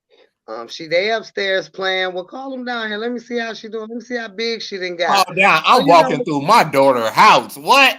And I yeah, don't have no restrictions at my daughter's house. Yeah, I'm going through that piece. period. Eating, sleeping, shit, the Especially if whole you nine done yards. came What? a couple times and ain't seen these two kids. Right, right. That's definitely crazy, right? Definitely Mhm. crazy. I don't think she's so traumatized. I think she didn't came up with a good excuse. I think she playing a role. I don't Right. think being raped and is not. I mean, I know being raped is bad and everybody handle things different, but I just don't see her being so traumatized from being touched to the point of killing her kids. I just And can't people see don't that. realize we see her in prison doing these interviews, right? She making money. Like, they ain't just coming into the prison for free, right? I'm media. I'm telling y'all what's I know. They're paying her. She making money off from those two kids that been in her freezer. Mm. She That she making speaks money so off from bad them. about. She She getting speaks so Well, free bad about TVs. her. I I do TV remember with a she told remote. me this I though. got a remote. She told me that she did not want to capitalize off of it. She didn't want to do a movie. She didn't want to do no interviews and none of that stuff. I know she have did a couple, but she could have did way more to get because she don't really talk about it for real, for real. You know, they would have been tearing that prison door down if she would have been signing affidavits or signing contracts to do interviews. You know, Right. Lifetime would have been at that prison. The one where her daughter did prior reached out to her and she declined. She really don't want no money off that shit for real. She don't want no movie made of it or nothing. That's just my opinion. I could be wrong once again, but I was in the cell with her, like I said. She used to get all type of messages, all type of mail. She wouldn't even answer the mail. I used to be like, Bucky, he trying to send you some money. She'd be like, he's sick. Fuck him. If I killed my kids and put him in the freezer, I know he's sick that he want to fuck with me and send me some money. Stop. Stop. Stop. Stop. Stop. I might need some hearing aids after this one, y'all, because I know how to hear what she just said. there's males or females. I don't want to say the N word because people are gonna say he racist. No. That's how black people. There's niggas sending her mail all talking over the about I world. want to send She you got money. thousands of fans all over the world that send her JPays. Hey, reach out to me. Send me a visiting application. I'll What's come see JPay? you. I know what JPay is. Can you tell people who never been incarcerated what JPay is? It's a form of from the inmates to contact the world. It's a kiosk machine on the wall. We get a device, and you can buy music off of there. You text back and forth, and you hook it up, and you get all your music and sync your messages and everything every day. It's basically like a way of texting your family back and forth, and them sending you pictures on an actual tablet thing. So on there, she had so many of them. I help her set it up. It was so many messages from all over the world. Hey, Michelle. Hey, Feezer mom. Hey, Blair. Hey, this. Hey, that. Hey, I got this for you. Hey, I want to come see you. Hey, I want this. She did not answer none of them people. She said they sick. She called somebody. She said, hey, go ahead, Miss Vicky, because I know you like what. She said if they want to reach out to me, she said, if send me money, I know that they got to be sick. Yep. Ain't that the pot called in the kettle black? What? Again, this lady is speaking very intelligent. She's speaking and she's doing things to show everybody that what she did, she's smart enough to manipulate. I believe that. Hey, one thing for sure that we do know is something wrong with her. 100.9%. She's not that smart to manipulate, Miss Peaky. Trust me. If you was around her, she not that. Well, probably to people that don't know no better, I can see that. You're right. Not to people like us that's from the street that know better. Nah. And Brooke, we had a live going on this morning, and I was telling the lady to move on. Like, what type of man, real talk, with kids or without kids, would want a relationship with somebody behind bars that put their kids in the freezer? That just speak volume of them. Mm-hmm. Yeah, that's it. It was men and women reaching out. Men and women. I can't get that in my mind. That like people say I'm crazy, but nah. Let me introduce you to these niggas. And when I say niggas, it's not racial niggas, right? Right. It's males. Right. That sending this lady male talking about, hey, I want to send you money. I love you. Let's get married. All type of stuff. I mean, you would send be the best woman in there for her. Like, what's the heck is really going on? Yep, true story, real spill. And she's saying, oh, they sick. She's saying, oh, they sick. She's like, they sick. What the fuck they want to fuck with me for? I kill my kids and have them in the freezer. I know them motherfuckers sick. They don't know. Fuck that shit. Who is this Karma Yvette? She's sick. There's no way. Let me. Okay, you guys hear me? Y'all hear me? Yeah. Okay, hold on. We got a caller, a returning one. This never happened before. A returning caller. David is back on the line, and I'm gonna let David go ahead and say what he wants to say. Go ahead, David. Go ahead, David. You live on the show. Okay. I wanted you to say something on behalf of the hello. Yep, go ahead. You live. Yeah, I just wanted you to say something on behalf of the fan mail thing. Oh, that's very true. Because I watch a lot of documentaries. Fans do be doing that nasty stuff. They used to send Jeffrey Dahmer, Endless Man, fan mail, all of that. Yeah, they do. Because a lot of them serial killers, they get married when they're in jail and all of that. Yeah, a lot of women do it to the men. To the men serial killers, yeah. That's they got some sick people in this world. Mm-hmm. And Brooklyn, and I want to talk in defense of Brooklyn. She's not lying because in the interview that Michelle Blair did state that a lot of people trying to reach out to her, trying to get her to do the interviews, send her mail and all that. Michelle Blair said she deleted everything. She said the only reason she spoke out about the case was because she felt like Gabby was telling lies. She said that shooter kept her mouth closed. Gab, I'm reading something here. It said, I made sure. And she went into detail. She stabbed 3 people in prison too. Wow. So she violent. Yeah. She a violent person, right? she said she stabbed 3 people because they mentioned, I think 2 of them mentioned the youngest son, and one of them mentioned Gabby, and she stabbed them.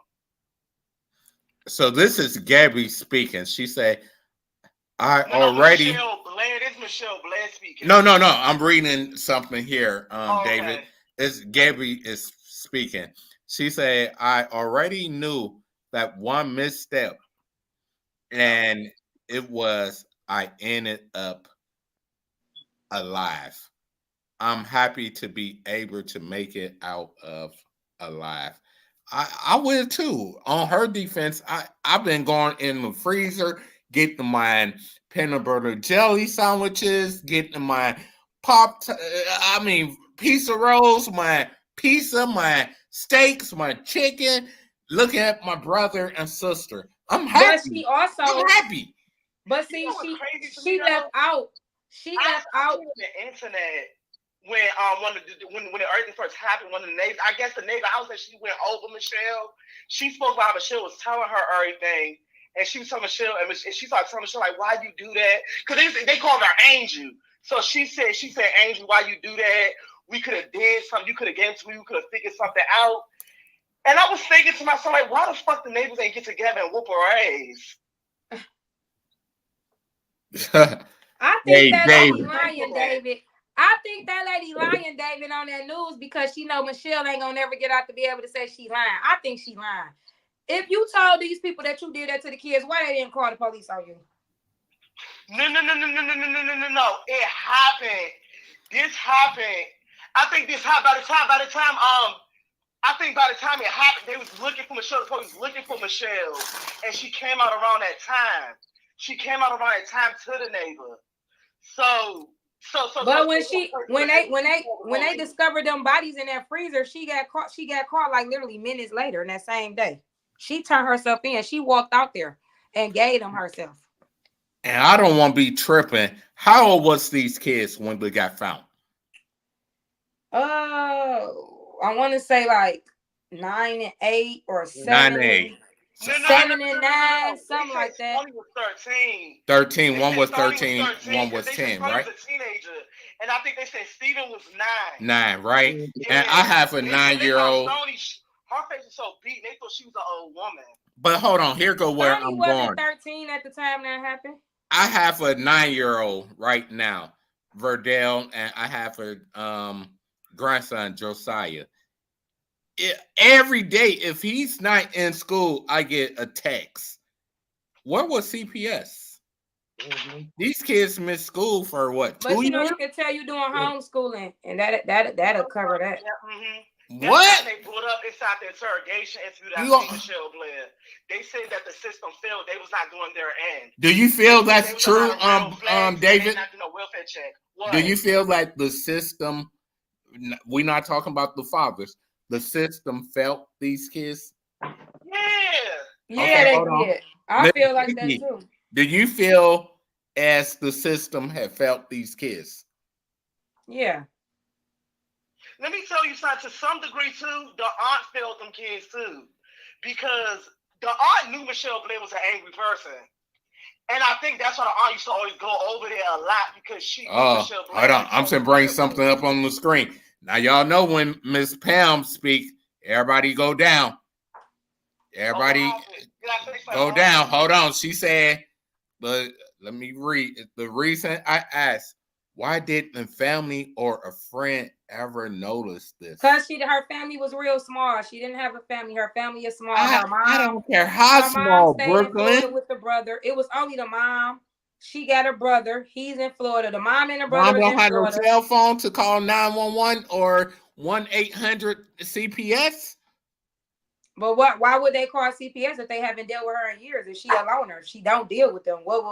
It wouldn't be out of the ordinary not to see her and her kids because she was a loner. You know what I'm saying? So it wouldn't have never been out the ordinary not to see them. She had been cut her mom off. We got 232 people watching. If you do not hear from your family in 5 days, call and check on them. Or call 911. Tell them Bernardo said, call 911. Tell them I said it. Dysfunctional, you cannot put it past them. They will not fuck with each other. I know situations like that in my personal life. No, that is true. That is true. When some stuff happened over the years in the past. Where is family time at? Then they put Good Times back on TV 24 hours and shit. What's your name, sir? What's your name again? I'm Bernardo Malone. Make sure you follow me on United. That's one page of Mayor Malone. I strongly advise you to watch Michelle Blair jail interview. Oh, I've been watching them all day, sweetie. I'm finna play a video in seconds. Hey, girl, I'm so tired of watching them. I've been watching them over the years, over and over, back and forth. That's why I could sit here and I could defend Brooke on her behalf, because everything Brooke was saying Michelle told her is 100% true. Because Michelle said inside our interview last year, all these questions you asking, Michelle went into details why she didn't mess with her family like that. She said the only one she messed with was her aunt, because her aunt was the one that was there for her. And that's what her brother. Dude, let me ask you this, and I'm not stunting. My daughter watching, she can comment right now. If one of my kids go to jail, don't call me. Don't think I'm going to send you commissary. Now, she did the most, killed 2 kids, right? Do you think that her family should support her right now? No. David, that's for you. Oh, do I think they should support her? Right now, do you think her family should be sending her money or even writing her, taking phone calls? That's I mean, I think she killed her kids. That's if they want to. If they want to, it's nothing wrong with that. I mean, that's on them. But if they don't want to, like, it's nothing wrong with that. And then what she did was wrong. Hold on. We're going to Miss Piggy. Miss Piggy. If your daughter killed your grandkids, put them in freezer, will you be sending her money, accepting phone calls? Absolutely not. Brooklyn.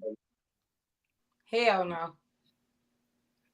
But they don't. She don't have family support like that. She don't have family support. But you didn't hear what I just said. I said it's a matter of opinion. I wouldn't send her money, but I would talk to her because I want to know why she did what she did. Man, sad say, if I ain't talking to you, I see you in hell. That would really bother me. I would probably send her money, but I couldn't just. You gonna send her some money, David? I said no. I would not send her no money. Oh.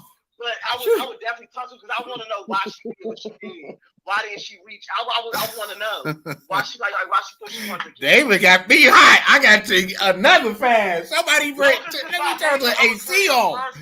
So by nature, I'm a curious person. So most people ignore. I'm the type of person I would try to go and investigate it. Hey, David, it gets me in trouble. That's not good. You are welcome to bring me any story you want to bring on this air. On the air, me, Miss Piggy, gonna have you as a guest. You got our contact information. Don't be no stranger. I'm just so well educated on this. I'm just well educated on this because I've been following this thing for so long. So I just been following this case for so long, and I've been dying to like see Brooklyn tell her side of the story. Being inside the cage with Michelle Blair. First time. We're gonna do a part 2. Right, we're gonna do part 2. We got a play coming up too. The plot thickens, David. The plot thickens is being her bunkie. Like, do she know how to fight? Do she got hands? No.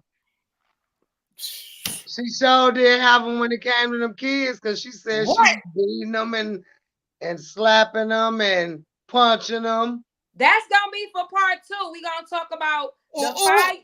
Part 2, we're gonna talk about her favorite TV shows. Part 2, we're gonna talk about confrontations that she had in there with other prisoners, and we're gonna talk about, is Michelle Blair really about that action for real?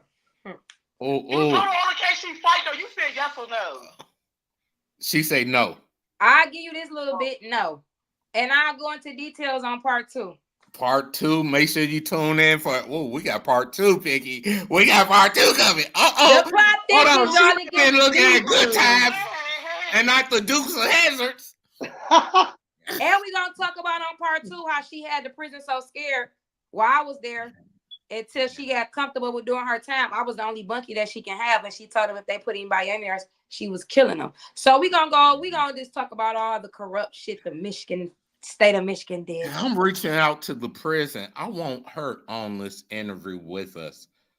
That's what my goal is, to get Blair on this interview with us, Miss Piggy. No, no. Do not get her on this interview. You scared? All the stuff, You scared? She'll just get out here and be like, "That's okay. It's her story." Brooklyn, do you think Michelle Blair like talking to me? Yeah, she'll like talking to you because you're basically not. I'm not saying like you got her back, but you saying the truth of what the fuck really going on. I'm mutual. Yeah, I'm mutual, and I'm like come from a more understanding perspective, and just like, so yeah, she'll like you. She'll talk to you. Well, she gonna hate me, Miss Piggy. She'll get on here and talk, but she'll say she's very skeptical. See, I will have to talk to her by myself first and be like, Michelle, bitch, we about to do this interview. These people not weird. They not trying to get no money out of you. They not trying to, I would have to break it down to her because she be thinking when the couple of prison interviews that she did, them people took so long to interview that lady. They had to let her know, listen, we not trying to do this. We not going to bring your son name up. Like, I'm going to have to talk to her to let her know we doing this with these people and they not fucked up people for her to do it. She just not going to just hop on here just because you reaching out to the prison. Right. Let me tell you something though. I don't think you're gonna get an interview with Michelle Blair though. Hey, she sits out that other podcast. She honestly speaking, she did not want to do no interview recently. She said she was just gonna let everything just be. She said she'll do an interview if I reach out and talk to her. She'll do it. Mad that she had to talk about it again to the public. She was mad. She did not want to do that because she felt like it's traumatizing to Matthew, and she said the truth is bad enough. She said she felt like Gabby took it to a whole new level by adding them lies inside there. Well, I'm looking for Gab and Michelle. That's those two people I'm looking for. But and listen, don't put them inside there together like that. But no, listen, Michelle Blair will do an interview on here. I'm telling y'all. Before I left, I told her, I was like, well, bitch, I'm capitalized. I'm going to write me a book and everything. She was like, just go ahead. She just don't like opportunists. You get what I'm saying? Like, motherfuckers just trying to do a story to get some views. She don't like that. And she's not going to do it. Put her baby in a freezer. Why wasn't this a death penalty? Do anybody know? Michigan don't have the death penalty. Because they don't have it. Okay. Yeah, got you. Well, David, thank you for calling in. Daphne, thank you for tuning in as well. Make sure you follow Miss Piggy. This was nice. This was so nice. But I would love to get Michelle Blair on the interview. I would love to. Definitely. I'm going to work on it. I'm going to work on it. I feel like Michelle Blair needs a friend. I feel like if she's around some people. Wait, hold on. David, you blow me every time, David. You blow me every time. When I be like, this David, I'm ready to find you, then you blow me. But Michelle Blair might low-key be nice. She just might be hurting inside.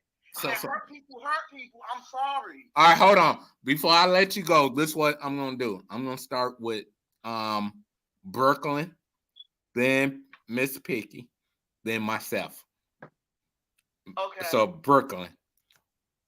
Yes. Would you be Blair friend? The Feezer mom friend? Yeah. Okay. I was her friend. Okay, stop. Hold on. I tell my kids. Hold on, David. Hold on, David. I tell my kids and my grandkids, I give you an option. Yes, 2 options. Nothing else. I don't hear nothing else. So now, going on to Miss Piggy. Would you be her friend? Hell no. Okay. Now, moving on to Mr. Malone. The man who's helped the community. Who believe in God, who believe in forgiveness, who believe in everything that's in red in the Bible, but God know my heart.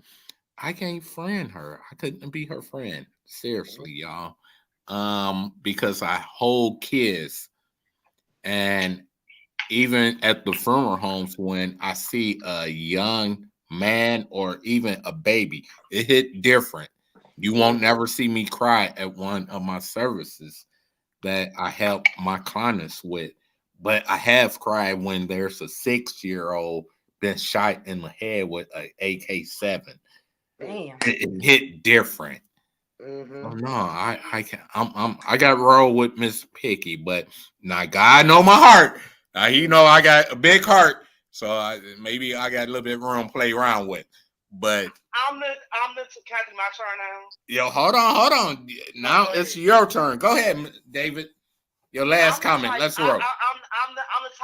I guess I'm kind of like Brooklyn, because Brooklyn, she a fire sign like me. She a Leo, so I'm a Sagittarius, but what's her name? I would give Michelle Blair a chance.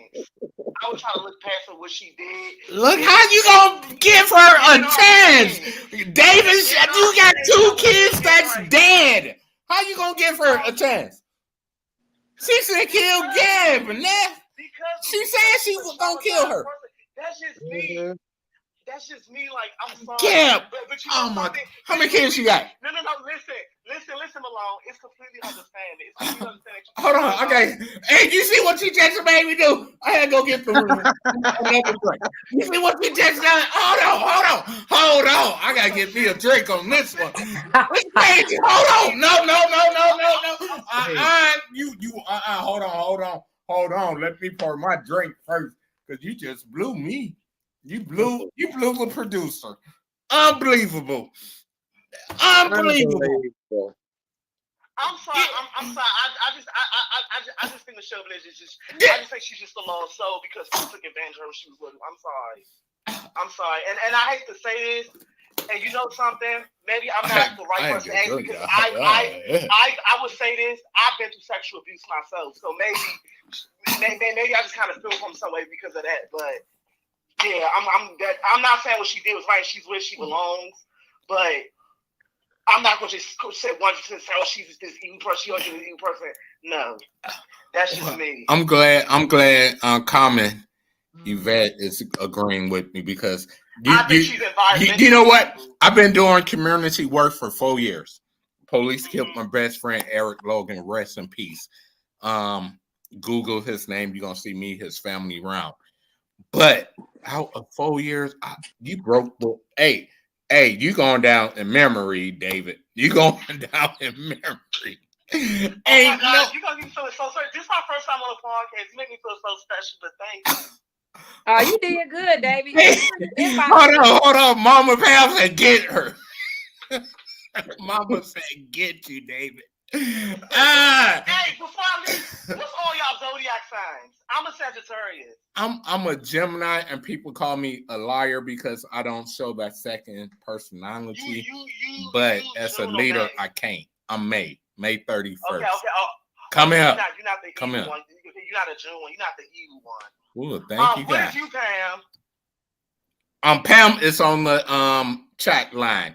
She may type in what sign are you, Mama Pam? But Miss Pinky, what sign are you?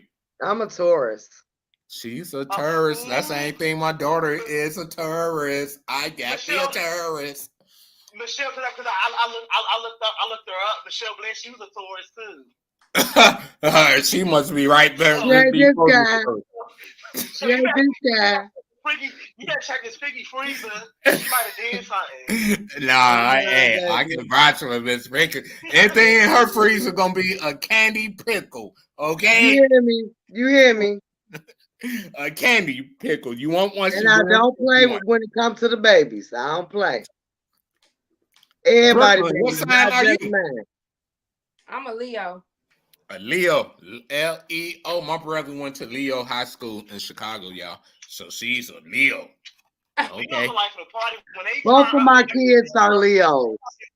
They got this thing to where, like, when it's time to turn up, they like to be the center of attention. Hey, David. Well, but I love Leos, though. They fire signs, like me. Definitely thank you for calling in. You know what? My CEO Tanya is watching. She laughing at me right now, y'all. I might not have a job tomorrow. Thank you, David. I'll be moving in with you tomorrow. Okay. Okay, I'm gonna hit you up on Facebook. Definitely do. Let me say Definitely. something. Hold Yes. on. Is this you right here? Hold on. It said Mayor Malone or Mayor V Malone. Either one. Mayor V Malone. Yeah. Yep. Yeah, I either one. see you. Okay, yeah. And Brooklyn, I'm gonna hit you up too. Thank you, boo. Hold on. Wait, David. Before I hit my end button, you ain't gonna hit my co-host up. Her name is. All you gotta type in is MS period PICKY, and she gonna pop up. Don't do mine. I'm gonna hit Miss Piggy. Okay. Miss Piggy gave me my debate. I love debate with people. Okay. And it was a healthy debate. It wasn't no disrespect. Definitely. You know what I'm saying? Definitely. I said the same thing about Miss Piggy, Davey. I said the same thing about her. Yeah, I like that. Definitely. Thank you for that. Have a good night, David. Be blessed. Awesome. I love all y'all. Bless y'all like that. And we all gonna pray for Michelle Blair. Definitely. Okay. We all pray for her, and we gonna all help pray for her. Definitely. Got you. Thank you, David. Y'all heard from David. David wasn't playing, y'all. David called back 2 times. Broke history. David broke history. Y'all hear me? Hold on. Comment. I want to thank you, Comment. For sharing your thoughts in the chats. It means everything to us. Man, make sure you hit that like button so you see more programs that we do. Mama Pam, man, she said good night, everyone. Mama older, so she don't hang out with us a long time. Good night, she OG. Don't come in. But we love you, Pam. Call me tomorrow. Tomorrow is a free day for me. Call me tomorrow, Pam. Let's good night, Miss Pam, and you gonna get your justice, OG. Definitely. Justice will come her way. She's awesome, you guys. If y'all haven't seen her, just go to YouTube and type my name. We interview her.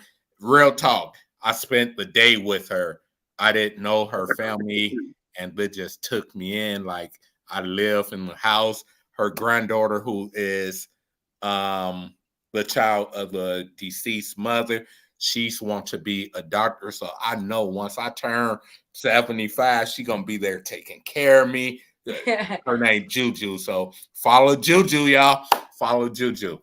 Lovely family. All her kids just took me in. Monique, all her kids. Y'all follow that story. Justice shall come. Not in our time, but God time. Amen. Yeah. No sound. What you mean no sound? You better go out and come back in, Comment. We got sound over here, baby. Miss Picky, I know the trick not to give him alone talking. Just give him some liquor. Hey, I can relate with him on that.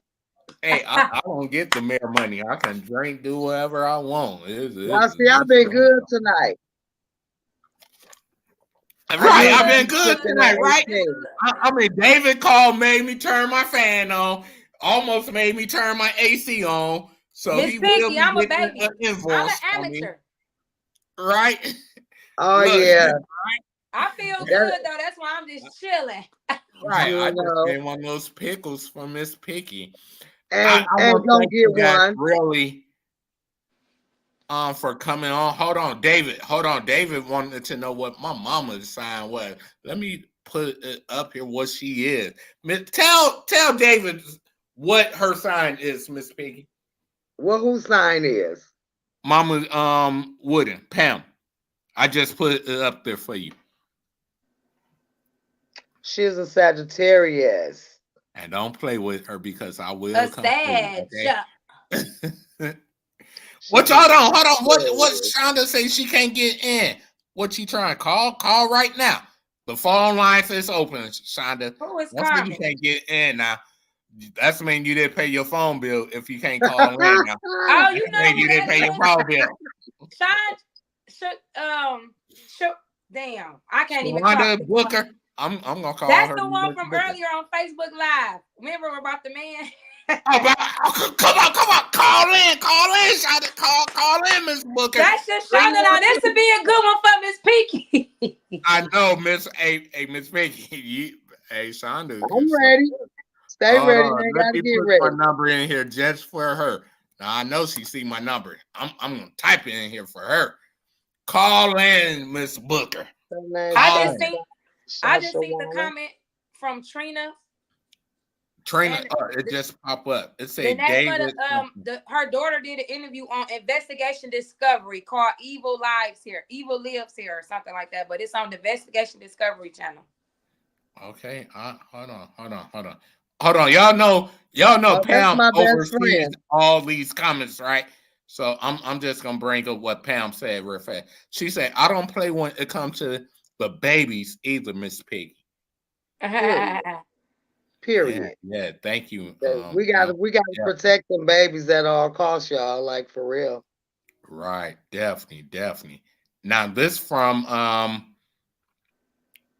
Trina Cat. That's my bestie. Hey. Okay, JJ.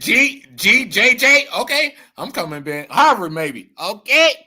She said, Period. David, what was the name of where daughter did her interview? That's Hey, what I was David, just type saying. that in there.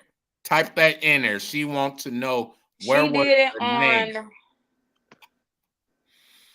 that the daughter did her interview. Was that crime? It's Investigation Discovery. Investigation Discovery.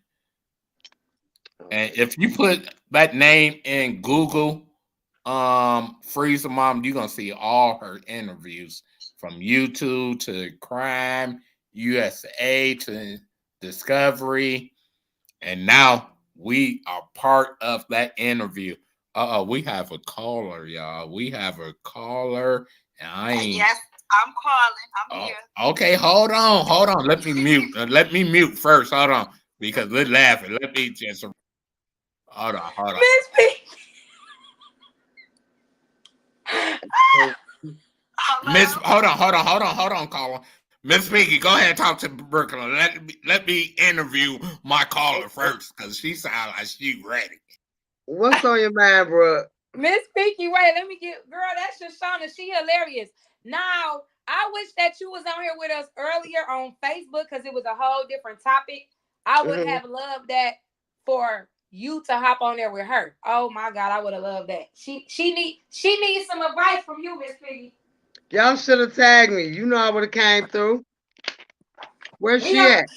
Well, listen, I told her we gonna get on there every morning, so we gonna tag you in the morning and we gonna discuss it. Oh, it's a good one. I need you on this one for real. I didn't even know why I didn't think I'm about back, you. y'all. I'm back. Hold on. Y'all know Pam overseas everybody. Hold on. Miss Booker got hold on because Pam just typed something. She say, thank you, guys. Thank you all with love heart. So thank you, Pam, for Daphne. We love you and we praying for you always. Always. We praying for that justice to come. Hey, you guys, in July would be her daughter death anniversary. I wasn't able to make it last year, but I'm gonna be there this year live right here on this platform in July, I believe it is. So I will be in Indy live. Come on down. We gonna show Pam some love. We gonna show Miss P, I'm gonna come nothing down but there. I'm love. gonna bring a couple of big yard baddies down there. We coming. All right, period. Where is she in South Bend? She's in Indianapolis, the capital of Indiana. So we going down there. Just man, I'm telling you, she gonna treat y'all like y'all her daughters. I'm a witness because I'm like her son, y'all. I'll be like, Monica, what's she doing, Monica? What's she doing, Kia? What's she doing, Monica? Juju, my doctor. Quit playing with me. All right. We love you, Pam. We definitely love you. And definitely looking forward in 2 more months coming down there to be with you and your family during just try to get some justice. Yeah. And it's in God time. God know when that's gonna come. We don't know, but God definitely know. And we're gonna keep pushing it. We're gonna keep pushing it. And that's all we can do. We love you. We definitely love you. So we got Miss Booker on the phone. Miss Booker, tell people who you are, and you got the mic. I'm gonna take myself off from here. Go ahead, you got the mic. Shoshana, we can't hear you. Wait. I took myself off, so they can't hear you. So I'm gonna stay up. Go ahead. Hi, my name is Shoshana Davis Booker. I was an inmate at WHV. My charges was human trafficking, manufacturing delivery, a whole bunch of stuff. I was doing way too much. What's your autograph? Hi. What's your autograph? Can you send me your autograph? Because you sound like you can send me VIP tonight. Okay. Hey, Shashandra. Am I saying it right? Shashandra. I'm Miss Kiki. You said human trafficking, love. Like, I know that could be different kinds of things. So, what exactly was you doing? Selling drugs and selling girls at the same time. I had my thing going on. Me and my dude, we caught a case together. A girl got caught with our drugs and told on us and rolled over on us. And I was so solid that my dude was looking at being a habitual. And I took the charges. I was 7.5 months pregnant. I had my baby in there in prison. I wasn't able to hold my baby when I delivered. I went through a lot of emotional change. Wow. Yeah. So you had your baby in prison? Yes. So did your dude go to prison too? Yep. We were co-defendants. Yes. Is he out now? Yep. It get better. Yeah, he's out. And with him being out, I decided while I was in, he fucked around and he got with a 74-year-old bitch. Say that one more time. How old is she? Hold on, you know what? I tell my baby mama. I tell my baby mama that my last kid's gonna be when I turn 75. So how old is she? The bitch is 74. She's an old hoe. But hold on, wait a minute. The plot even thickens. The bitch used to fuck my daddy. Miss Vicky. So what happened with Mitchelle, Blair, Feezer, Mom? What are we talking about? She used to fuck my daddy. She used to fuck my daddy. Like, all this shit is fucking sickening. He don't know nothing about it. I was just pushy as fucking stop it. Like, I'm tired of going back and forth with the bullshit.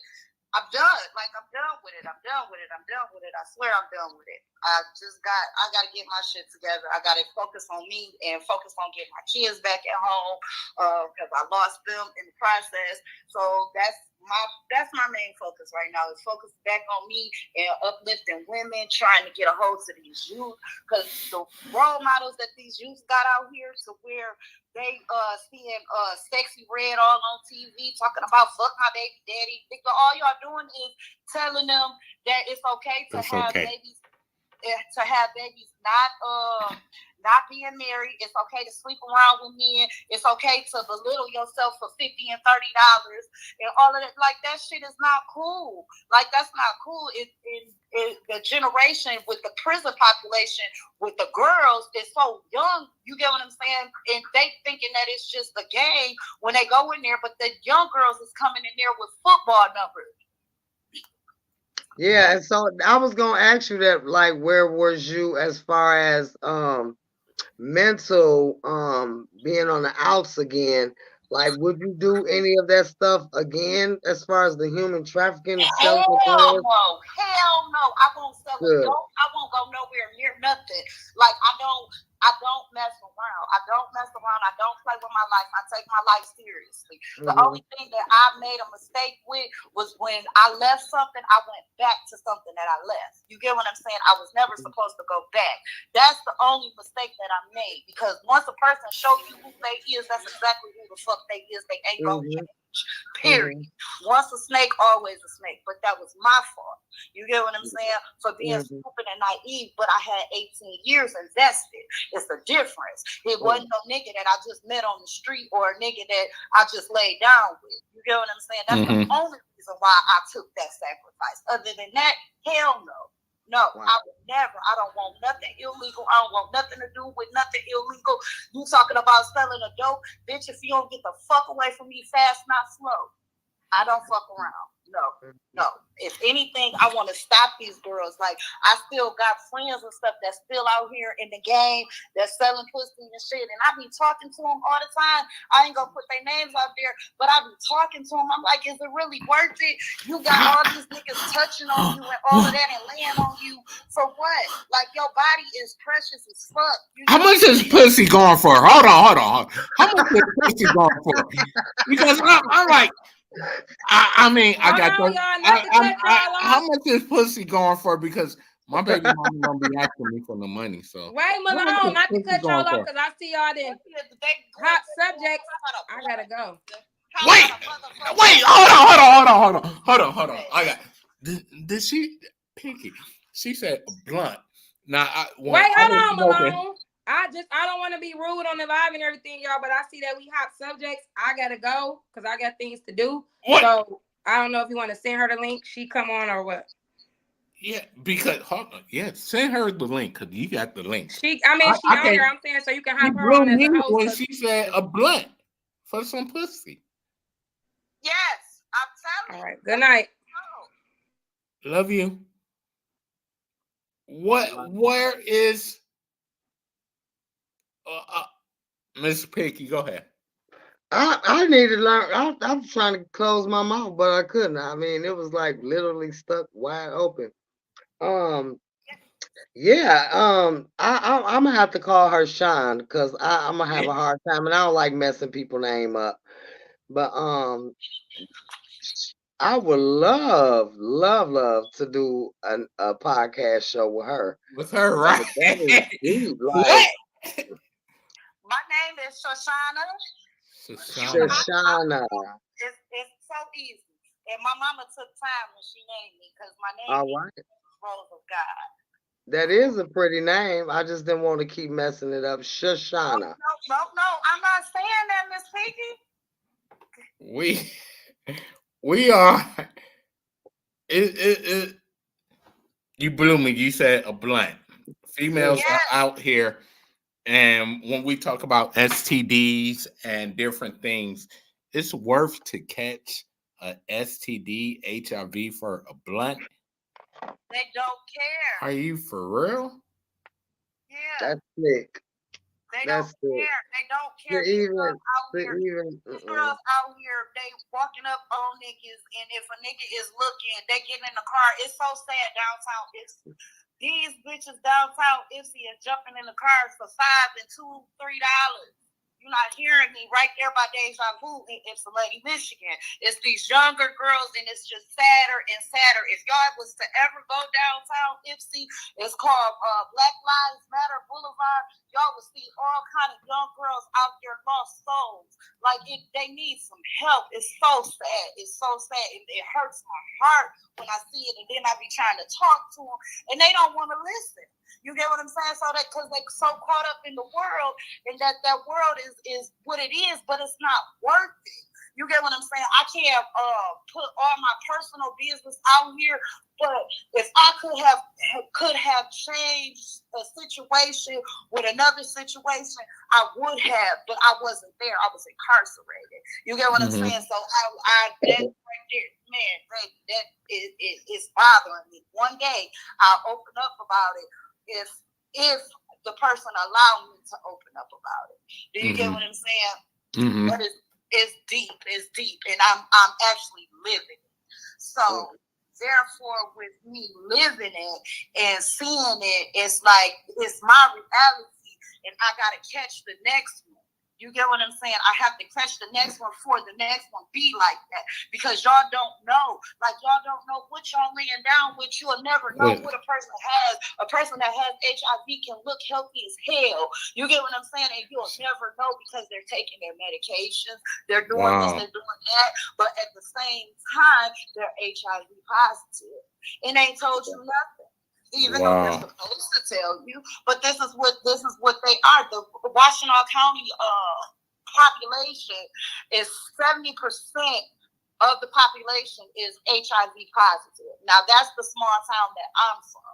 You get where are you located?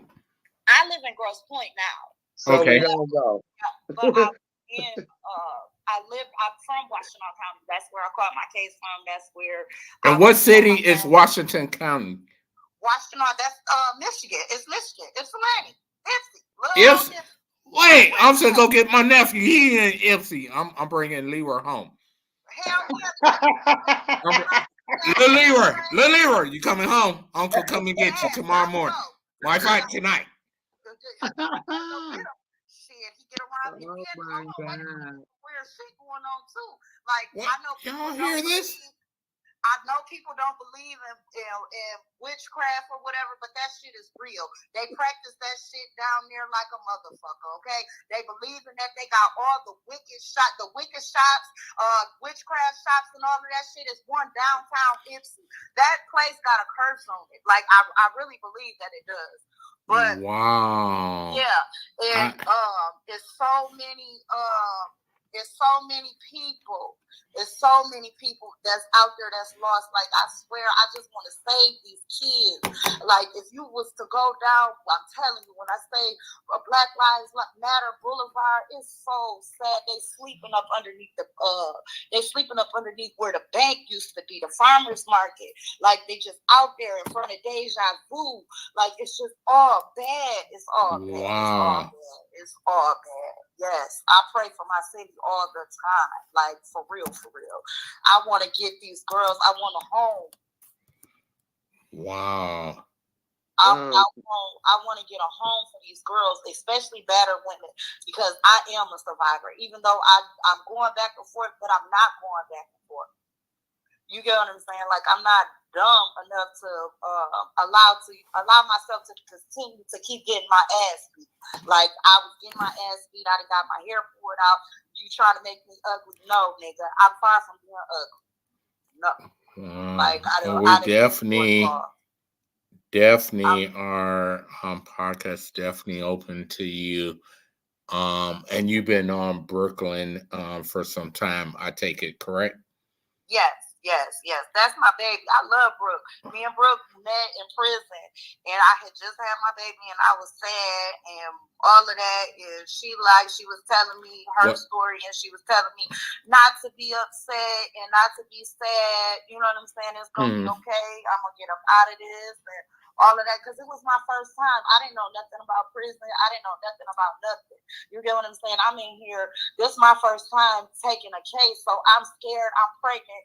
And I didn't know nothing. Like, it was so many emotions that was going through me. And then I became enraged. I started catching tickets. I did end up going to level 4. I met Mitchelle Blair in level 4.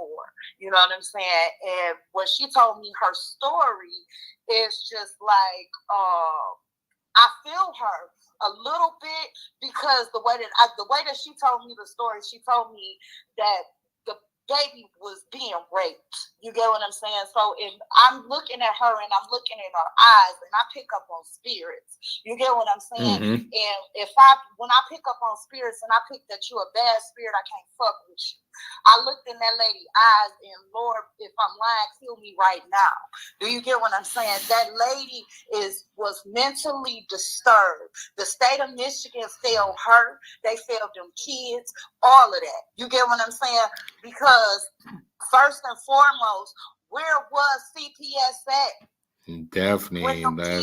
When them kids wasn't going to school.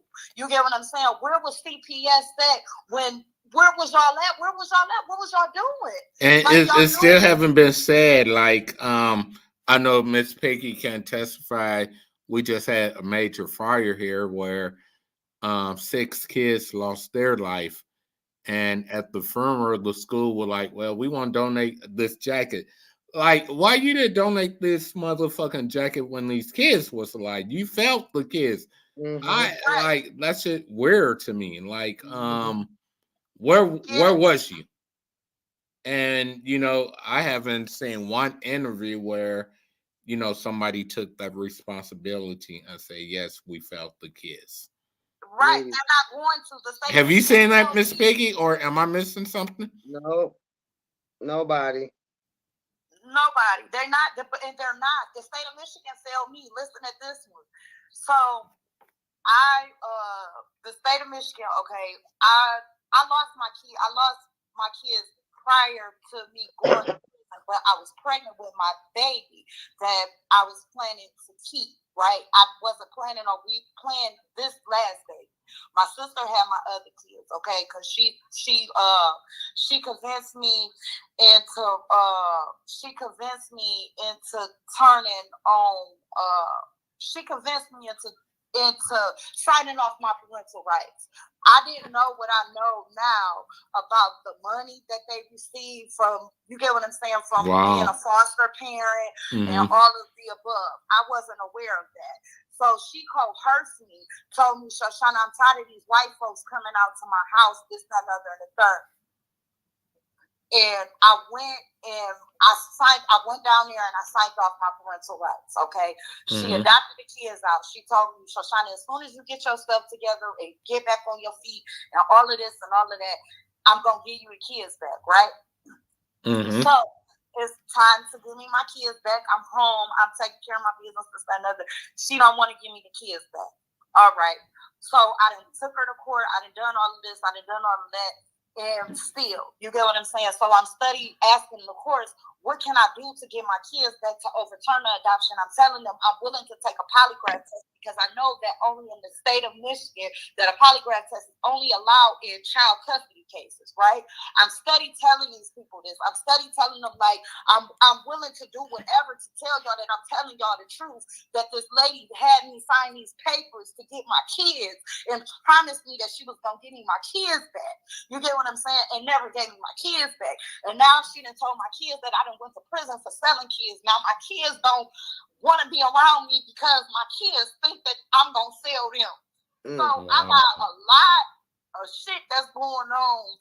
Like, it's so much, but I still want to help other people because I don't want them to be like me. I don't want them to be dumb. I don't want them to be ignorant to the law. I don't want them to lose something. Like the ones that's going to prison now, the ones that's pregnant going to prison, I don't want them to lose their kids or lose their rights, because trying to get your rights back after you have lost your children is the hardest thing ever. Okay, I'm fighting. I'm still fighting. Won't nobody touch my case for real because it's the adoption is over. You get what I'm saying? So what you got to say about that, Miss Peggy? You hear a mother saying she went through this and she don't want her child to go through having a baby in prison, signing over rights. As a mother, what you got to say about that? I will just tell you, Shoshana, keep putting your best foot forward. Learn from your mistakes. Don't forget to, instill responsible thinking in yourself. And it sounds like you have been trying to, get your shit together or whatever. But don't give up on your kids and make sure you do right by them. I mean, the courts are put in place for reasons, and that human trafficking them kids is probably playing a major part in why they are not willing to give them back to you so quick. So, keep putting your best foot forward. Stay on the right track. God works in mysterious ways. I've been home, Miss P. I've been home since 2019. I am off parole. I've been working. I got my own home. The only thing that I'm lacking right now is transportation, and I'm in the process of trying to get me a car right now as we speak so I can get back and forth to work. Like, I don't do nothing. Only thing that I do is I smoke weed. Weed is legal. I don't fraternize. I really go out and party. I don't do none of that. Like, I stay to myself in my own zone, like, because I can't afford to go out here and catch a case and be gone again. Like, so I just stay to myself, and I've been trying to find different resources of maybe it's another way that I could go about getting my kids. Like, I don't know what to do, like, because it's I'm like at my ends broke, because now she have brainwashed my children to the point where she have told my kids that I sell kids. So how old are they? My kids, I have he's 16. I have a 14-year-old. I have a 13-year-old. It's the 14, a male, a female. I'm sorry. female, Okay. female.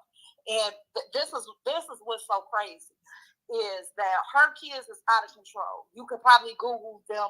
Shartavius Freeman, he just got caught about 2019 in Lincoln, Nebraska, bringing crack cocaine, well, all kind of dope back over, and then he just got caught again. At the Big Mama house, and they found fentanyl, they found crack, and they found the Draco and some other stuff hidden in the kid's bedroom drawer. So all of these things is going on where my kids be. Do you get what I'm saying? Where you allow her to be over here, like she got my daughter, my 14-year-old daughter, staying where the fentanyl was at. Okay, so what if my daughter would have went in there and got a hold to that fentanyl, and then because all it takes is just a little bit, you get what I'm saying? Then my baby gone. Like, it's so much stuff that has been going on, and I'm just trying to save my kids. Like, I don't want my kids to be a statistic of the streets. I don't want my kids to be like her kids. I want my kids to be somebody. I come from a good background. I made a mistake. Eula Mae Booker Tate is my aunt. She was a lobbyist for the UAW. You can Google her. She's in the Black History Museum. She was part of the Libby Act law. She was part of getting President Obama elected. She was part of teaching women about equal rights inside the plant. Do you get what I'm saying? Like, I come from a good background. She was the mayor of Ypsilanti, city council, all of that. So let me ask you. You come from a good background, and people who watching who know me, I always say parents get your kids, right? Because so many young kids killing each other. And it's easy to say parents get your kids. And a lady called me. She said, "Hey, Mr. Malone, my son was killed on LaSalle and Eddie, but I raised my son in a middle class area. He went to school, went to church. He got grown and did what he wanted to do, which led to his death. From that point on, I haven't said parents get your kid. You telling me like all this good background, your family, right? But you went wrong somewhere, right? How I went wrong? I went wrong because I didn't want to listen to my mama. I went wrong because I wanted to be. I had my first baby at 13 by a 28-year-old man. See, I got a story for you. Okay. Yeah, we're gonna hold that story though, but we're gonna talk about that. But you were 13, you had a baby by somebody 28. 28, yes. Okay. I can relate with her on that. You get what I'm saying? He ain't had no business with that. He ain't have no business. He ain't have no business. He ain't have no business doing none of that. So, what up, Cuddy? He ain't had no, I didn't answer the phone because I'm on something. I'm doing something. So, yeah, I just lost my train of thought. Where was we at? That's all right. The 28-year-old, 13, he didn't have no business, but it did happen. Y'all had a child. Where is he today? He's right here with me. My oldest child, my baby, my 26-year-old. No, but the father. Nowhere to be found. He don't even interact with the child because he's such of a ass about it. You get what I'm saying? He mad at my mom. He mad at me and my mama because my mama went and pressed charges. Well, you have to really look at the whole situation. I was a kid. I was a child. What parent is not going to press charges? If my mama wouldn't have pressed charges, it would have been a problem. You get what I'm saying? They would have been looking at her like she was crazy, like she condoned him to sleep with me. What part did you play of that? The part that I play in that because I didn't open my mouth and tell my mama because my mama told me about good touching and bad touching, and I knew better. Miss Picky, I knew better. Go ahead. I can definitely relate to that. I got pregnant at 13 too. I did. My oldest daughter, I had her when I was 14, and her dad was 22 at the time. And so I can relate. My mom did not press charges on him. I've questioned it, but again, that was a choice that she made. So he did stick around. I ended up being with him for years. He's passed away now. But I can relate to that. But the thing, I definitely agree with you. Like, it's wrong. I was a kid. It shouldn't have happened. He was an adult. My mom He used to should have sell. made a better choice. Jive. Do y'all know what that is? Like heroin mixed together. So my mom used to sell mixed jive. My dad, I spent a lot of time at my grandparents' house too, but I spent a lot of time at my mom's house.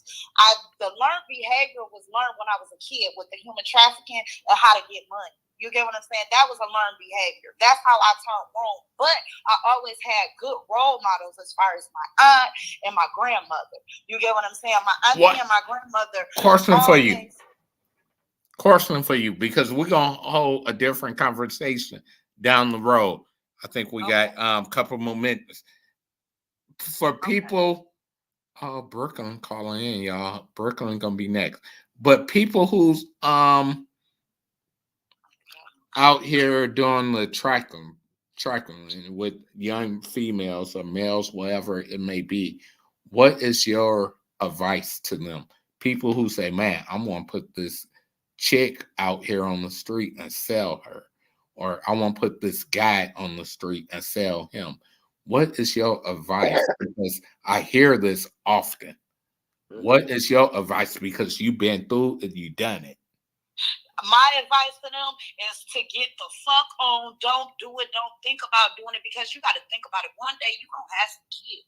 You get what I'm saying? One day, them kids that you got going to turn around and they going to be They going to be grown.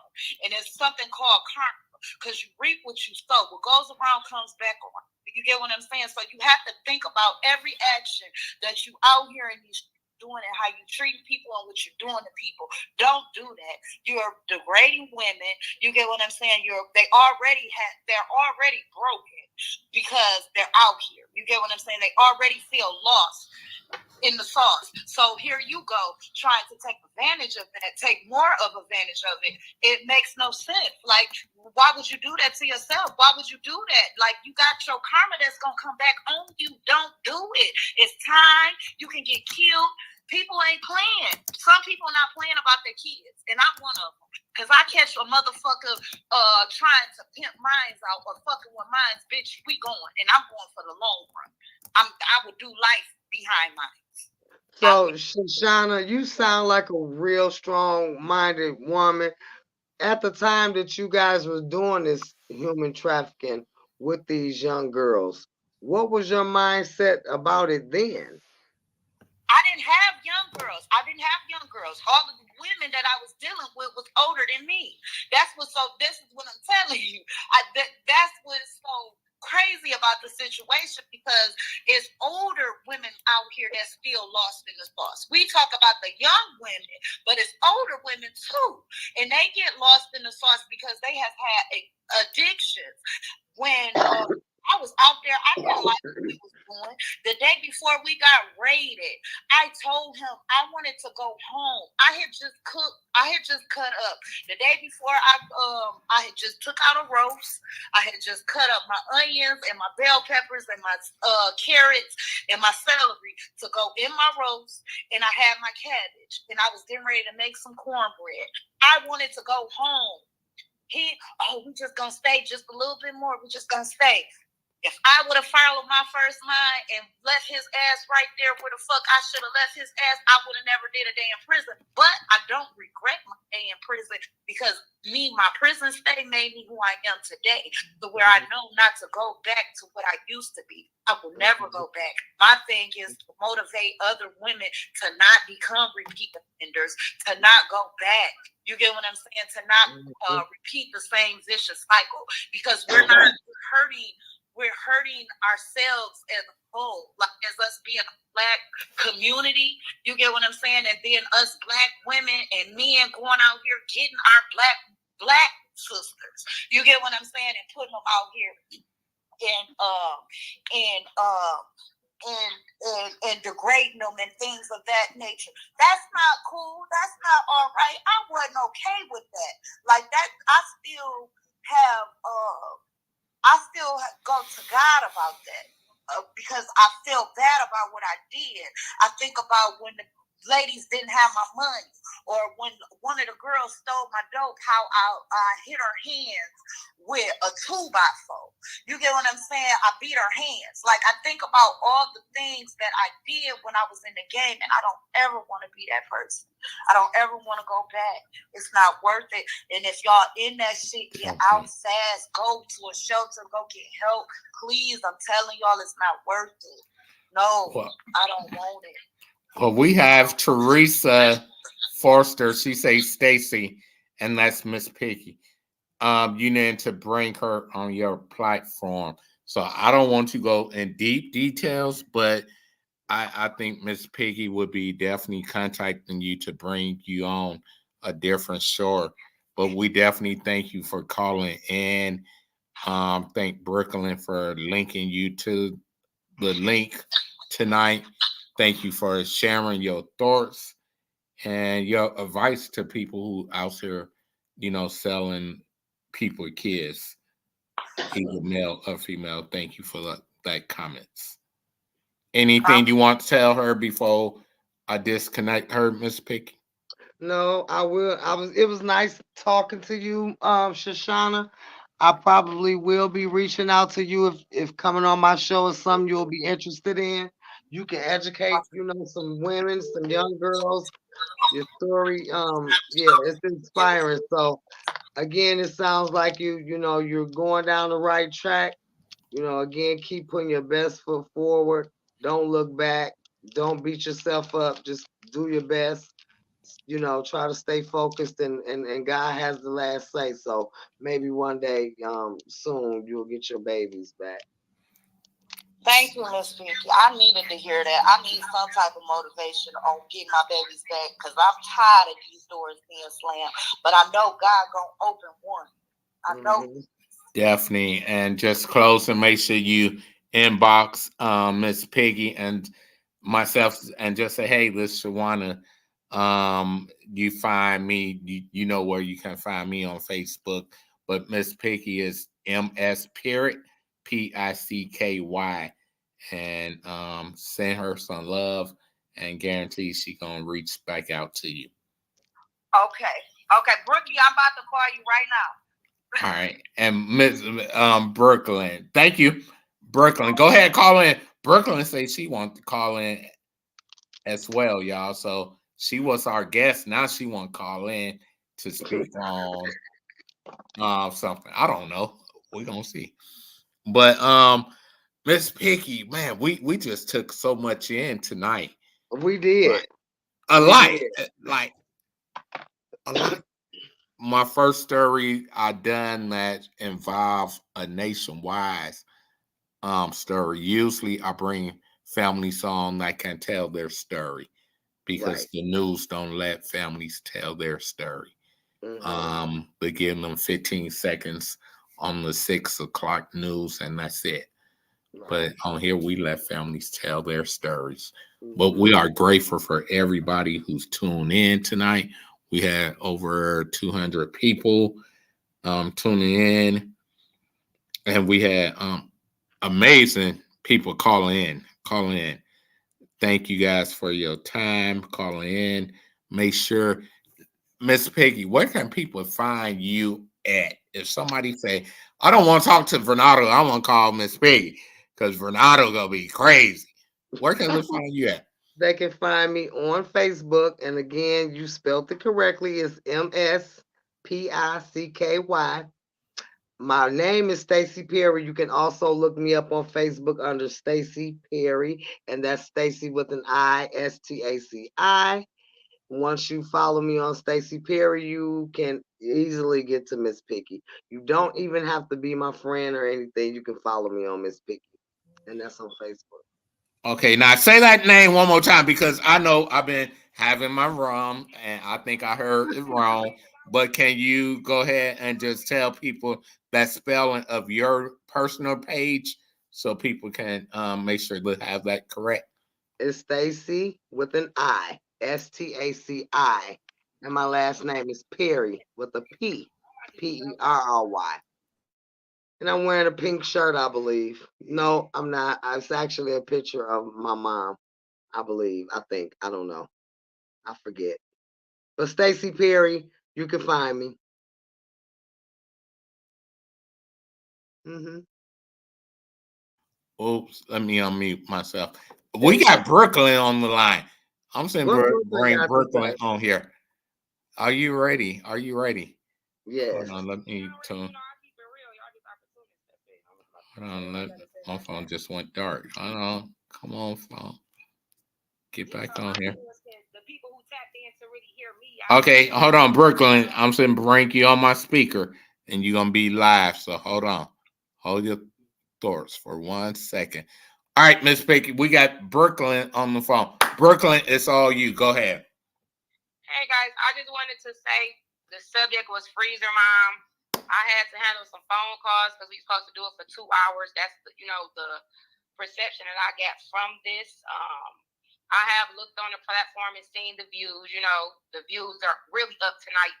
Because I was sharing everything, and everybody was curious about the Freezer Mom story and the cellmates. So I just got off because I had things to do, and then other people was hopping on, getting off subject that didn't have anything to do with the Freezer Mom, and that kind of turned me off. And I just feel like everybody was trying to be opportunists to get clout and views. And I just didn't respect that because it said the Freezer Mom. That was the headline of the story. So how we got off about human trafficking and this and that, I'm confused. A person, if they wanted a story, like how I do, you build your platform, you build everything, then you reach out to these people. Some people are interviewed for free. Some interviews you have to pay for. So I just didn't respect it. And on your behalf, either, Malone. All right, so let me, because she said Malone, right? I can speak. Then and let Miss Picky have. When people come on our show is based on tonight was Freezer Mom. But if somebody calling in that and want to share their story, go ahead. It's not about their story. It's related to who you connected to this interview. And if it's trifling, if it's prostitution. So you can easily get them off a subject. Say, hey, that'd be next. One thing about justice for Michiana, or you're not as one, we for all, right? So it wasn't like, oh, we're gonna cut her story off because her story counts. She's a person. She tuned into our podcast based on your relationship. She don't know Bernardo. She don't know Miss Piggy. I think just how we work and people who follow me and know that we just don't cut people off. We not rude. We not. No, I'm just like going about that, the business part off of camera. You said it would be 2 hours because I got other and it's haven't been 2 hours. So past 2 hours, and how long was it then? Yeah, you do the math. You telling me it's what's wrong, right? I kept trying to wave you in the camera like, hey, I gotta go. So I wanted you to give me like how you gave me my introduction. I wanted you to see me off the correct way. But you were listening to about human trafficking and everything like that on the Freezer Mom's episode. So I don't know how you run your show or everything like that. I'm wrong. I apologize, but that's okay. Freezer Mom was was the topic, and you just got to talk about everything else like I wasn't there, and I kept trying to wave you so I could get off of there. And I think everybody who watching can even tune in and comments if they want, if they think these are the most views I've ever seen your show. Those was your people who came on, who was per se talking, right? The most views I've ever seen your show get. Yeah. Oh, definitely wasn't the more. Wasn't more, but we are here to, serve the people who watching. So somebody may call with a major problem, and we gonna talk about it. It don't have to be. Nobody got a clock off from her show. You feel me? Or am I wrong, Miss Piggy? Because you the co-host as well. She didn't have a problem. She just stated what she was there for. And y'all was interested in her story, and y'all had viewers on there. So y'all like, fuck it, we might as well hear this because this is juicy. But I would have respected it more if you would have just missed me. Okay, Brooklyn, thanks for tuning in out of your busy day, coming on our platform, telling about the Freezer Mom story. Now we're going to talk to Miss Booker about this. That's all I'm saying. You should have just dismissed me like that instead of just having me sit on there after my 2-hour time frame that you told me I was gonna be on there. That's what I'm saying, just the business part about it. Yeah, remember your 2-hour time, 8 to 10. So it wasn't 2 hours. So you still under your 2 hours window. Yeah, but you said you had to go. Subject though, but we wasn't on the Freezer Mom subject. You didn't specify that you guys' show you touch on 3 or 4 different topics Definitely. at once. Definitely. Normally, when you get on the podcast, they talk about the subject and then that be that. You never did tell me that because it was 2 hours. You know I'll be busy even offside of this show. You know I'll be having things I'll be having to do, other phone calls I have to make, and then things around my house. So I didn't know that we was gonna be talking about other topics, or I would have never, did the show. That's all I'm saying. I thought it was just gonna be about Piggy, I'm give you the floor. I'll give you the floor for a second, Miss Piggy. Personally, I think understanding is everything, but at the end of the day, people run a podcast the way they want to. And I agree with Vernon. If someone like we don't know that young lady, and we only know her, through you now. Well, we don't know her, but she was here because of you. And so you didn't have to actually leave. If you had something to do, that was fine.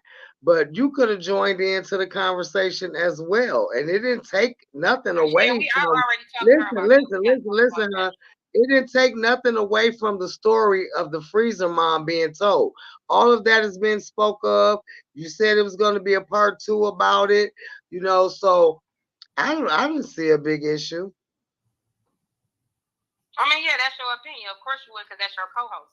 Of course you wouldn't see the bitch. No, hold on. I tell any co-host, anybody, if you don't agree with me, and I said this in the beginning, it's okay to have your own opinion, but never would I tell Miss Piggy to agree with something if she don't agree with it. Listen, if she do that, I don't need her as my co-host. Well, I'm very. You feel me? You have plenty conversations outside of this live late night, right?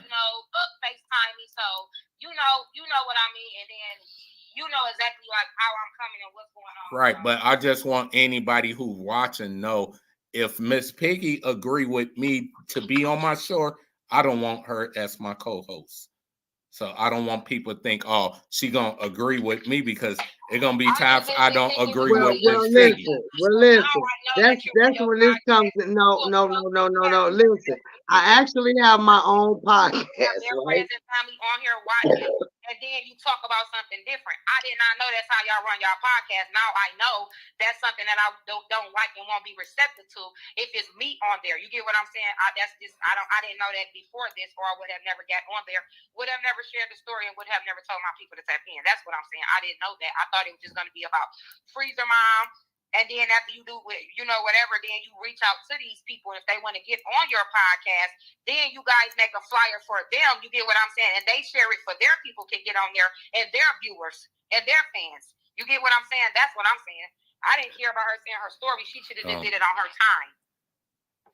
Well, or y'all should have reached out with her after the live. You know how y'all telling people to follow you and getting your message or to make the connections.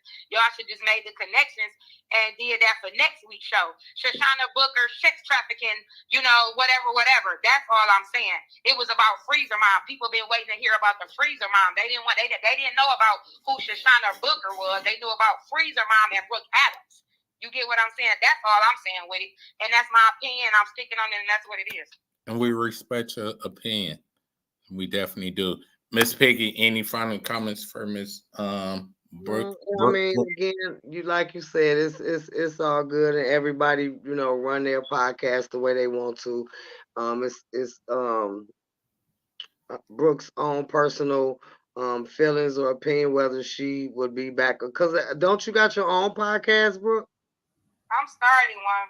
Okay, yeah. So and then I got other major ones that I'm set up like paid to go on. You know what I'm saying? I just like to fuck with everybody to try to get my story out there, get my name out there. And it's a certain way I move when it comes to business. Still don't have a problem. Might still come to Indiana, hang out, and do everything I said I was gonna do as far as that. I just run my things a certain way. because of everything I went through to get where I'm at. Nobody is not going to get no extras off me if they ain't put no work in. So I'll be very careful about that. So like I stated before, the story at hand, the flyer that I shared, told all of my people to tune in. So now that gave you guys extra followers. You get what I'm saying? That gave you guys extra people that's watching you. I look at things like that. So I don't play around. So in the same token, we have listen. So on the same token, we have followers too that are on this podcast right now that will be following you as well. So it's not, you know, no different. Our followers. I didn't say you didn't have followers. I'm talking about my followers. That's all I was saying. No, what she's saying is her followers would follow you, Brooke. So what's the difference? Like, our people gonna follow you. Like, oh, let me see what Brooke, you know, let me follow her. Because she was, you feel me? We agreed to do this thing. It's not like I was begging y'all like, oh, let's do this because I need kind of followers. No, it wasn't like that. Malone, we only talked briefly, wasn't even 5 minutes, and came up with this because you, as well as I know, that would have both good for both of us. But the Mitchelle Blair story once again, and y'all not gonna make me not feel like or say me agreeing with how y'all run y'all show. No, I don't. I don't agree with y'all putting out a subject and then getting on there and just going all around the mulberry bush. That's what a lot of podcasts go down because the subject don't stay on hand. A lot of people be like, oh, well, okay, let's get off here. They going on, you know, so that's all I'm saying. But I don't want to keep y'all waiting. I know y'all probably got other viewers and other people trying to call in and state they claim and tell about their life story or either speak on Mitchelle Blair. So everybody have a good night and tune in to my page. And for part 2, I'll be letting y'all know where that will be getting dropped at. So thank y'all. Thank you. Yeah. So my take on that is that's just like let's just say, hypothetically speaking, we watch Karamo, we watch Maury. They have 10 different guests a day. And each story is different. So there's no again, she can run her podcast the way she wants. I'm not agreeing with you just because I'm your co-host. I'm saying let's just think logically. And we started off and the show was about the Mitchelle Blair story. But again, if you think about it, when you watch the talk shows and the podcasts and even you know, different things, different topics come up. I mean, it shouldn't. I mean, it's a problem for her. That's her own personal feelings, and we will respect that. But, and I don't have a problem with her not coming back telling part 2. Life goes on. Train gonna keep on rolling. That's just that. But it's not just gonna be about one person. Something may come up. So,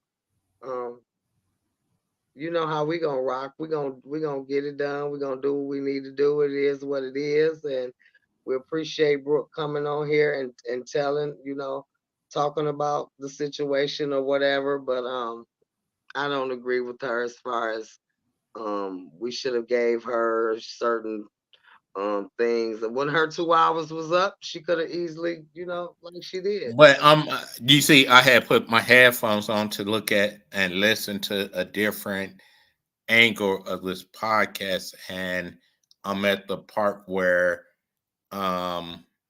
Miss Booker, right? Booker, if I'm not mistaken, was speaking, and Brooke said she had to go. So because she had to go, that killed the Feezer mom story. So we listened to what she had to say. Like, I mean, hey, it is what it is. I do believe Brooke was wrong in that comment. My people definitely watching who want to work with her. So, hey, at the end of the day, you don't want to come back on, tell part 2. It wasn't ever told it was going to be a part 2. So I'm saying, okay, come on, we're going to have part 2. And you're like, hold on, what's a part 2? Let's talk about it, right? But I just want to make it very clear, not just yourself. I have Tanya, I have other people I use as co-hosts. If ever, if my co-hosts don't agree with me, it's okay. because I may not agree with them sometimes. But Absolutely. that's what good conversation and a good It is. test is about. It Because is. not everybody gonna have that. Like I don't agree with Brooke, right? That don't make her wrong. Don't make me right. I just don't agree with. Right. But people can make their own decision. I don't see anything wrong that Miss Booker said. You invited her and you even said, hey, that's the lady from this morning. So let's bring up what she got going on. Information she gave was helpful to other people who's out here selling people kids. It's at the end of the day, this podcast not about to make you famous, right? It's about to tell your stories. There we And go. I deal with homicide families, and never would I let one of my family get on my podcast and tell their story about their loved one to make a come up. All right. That's not what this for. Okay. It's about to tell your story and help somebody else. So if the story was about Miss Blair and your people call me and I put them on the phone, I did send her the link in case she did want to come up. Yes, I did. But she wanted to tell her what she was going through. You her friend. You should respect. If anything, call her, be like, hey, that's well been about woo woo woo. Don't say like it was a problem. Like that ain't what we do. That ain't what we do. That's one of the things that I have a big issue with when it comes to the Miss Picky show. People like to dictate and tell you how to run your business. That's just like Right. going in JC Penney telling the owner that he should put the white shirts over here instead of in the back. It's offensive, to a certain degree.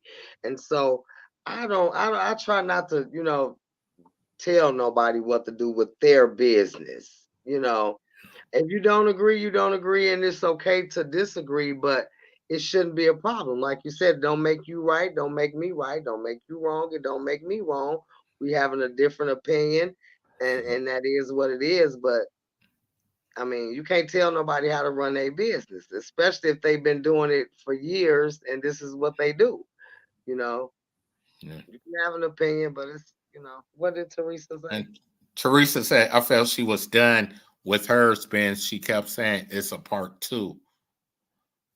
So thank you, Teresa, for that comment. I just want to make sure That's one of everybody my know, followers. whoever look at me, Miss Piggy, during, the future stuff, if Miss Piggy don't agree with me, it's okay because last week she didn't agree when we all three was talking on some things. It's okay, but conversation was good. Not everybody then to agree. That's what it's for, to hold conversation. And it might be times I'll be like, hey, Miss Piggy, I don't agree with that. Yeah. It's okay. Yeah. It's okay, right? It happens all the I'm time not on the gonna Miss beat Piggy you show. up and say, Yeah. hey, I don't want to be on your shit no more.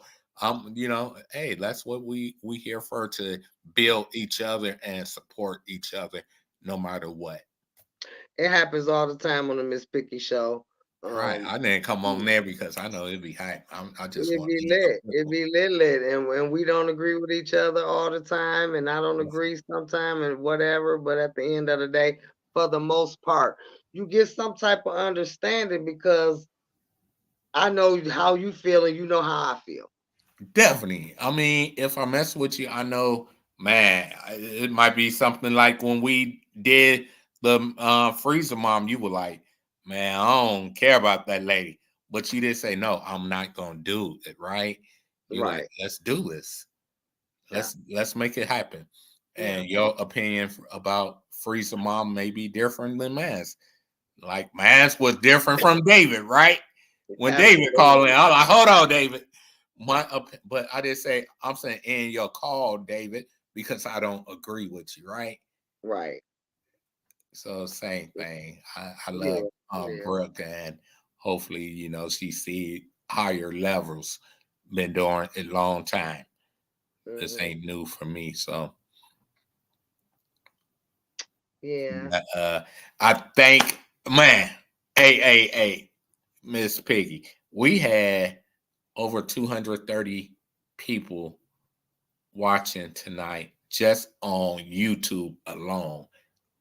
I won't get my Facebook into letter, but just on YouTube, 230 something people, right? They either learned something new that they didn't know. You know what? Hold on. I got to play one thing because I didn't play this part of the thing. And I don't want to leave it out for people who did never hear this. I got to go back find where is the video. No, gonna be under my brand. Okay, let's see if we can find you here.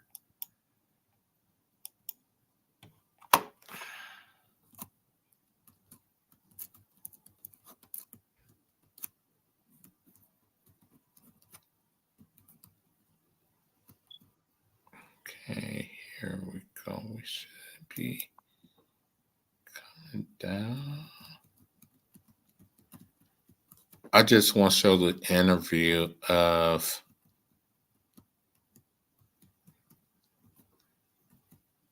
his attorney speaking. I mean, her attorney speaking. You talking about Mitchelle? Yes. What he said, and I know attorneys get paid, right? They got to show their best interest. But I wonder what do they think when they go home at night. Here we go. What angers me the most, I think, is there's no way in the world, as a father, I would allow anybody to not let me see my children for years.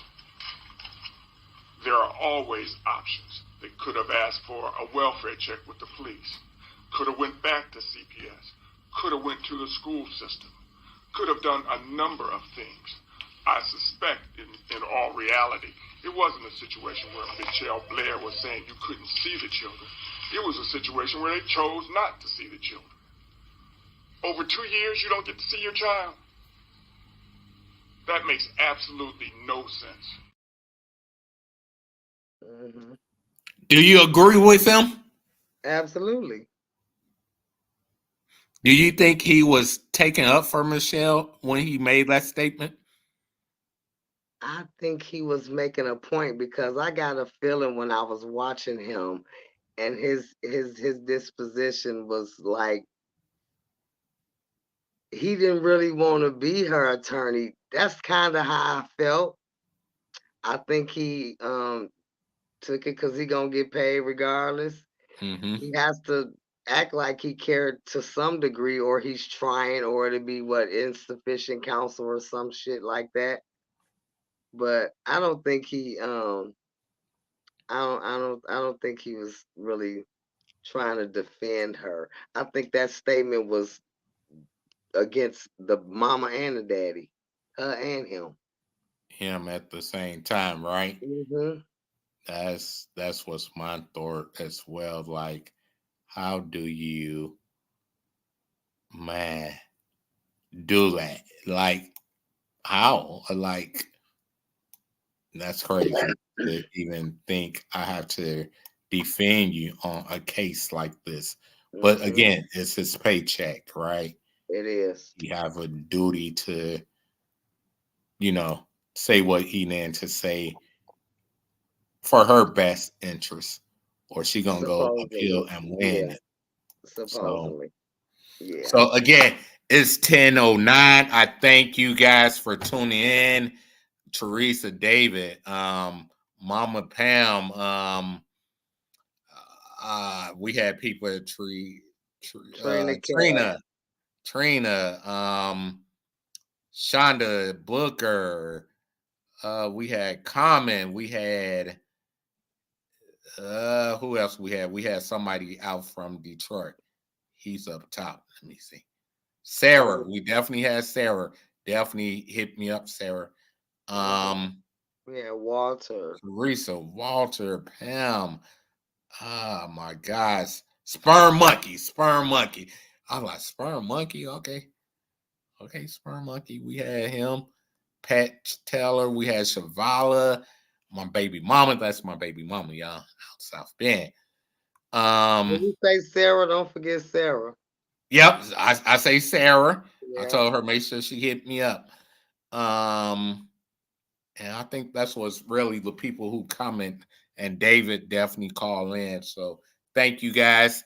Miss Piggy, just one more time, tell people where they can find you at on social media. Facebook, MSPICKY. You want to follow my personal page, it's Stacy with the I, STACI, Perry, PERRY. Okay. And definitely you guys know where to find me at YouTube or Mayor Malone or Mayor V Malone on YouTube. And the mayor came, I went on a cruise and told people I was the mayor, and the whole cruise was just calling me mayor. So that's my new name, Mayor Malone. So find me on Facebook. If you have a story and you want to come on my platform, you are welcome to come on. It's free, no charge. You have a family that been killed, or if you just selling some makeup and you want to come on to promote, we gonna bring you on. So thank you guys again. Don't go nowhere, Miss Piggy. I'm gonna end this live. I'm gonna play a song real fast as I'm ending, and then you guys gonna know when it's in. Here we go.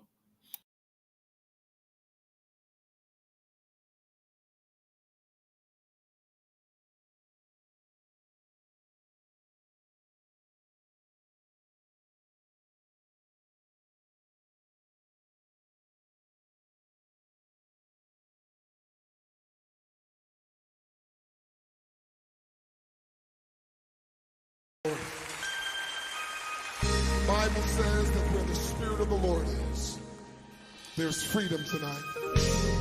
We have already invited His Spirit. So Lord, what we ask is that you would move in this place today.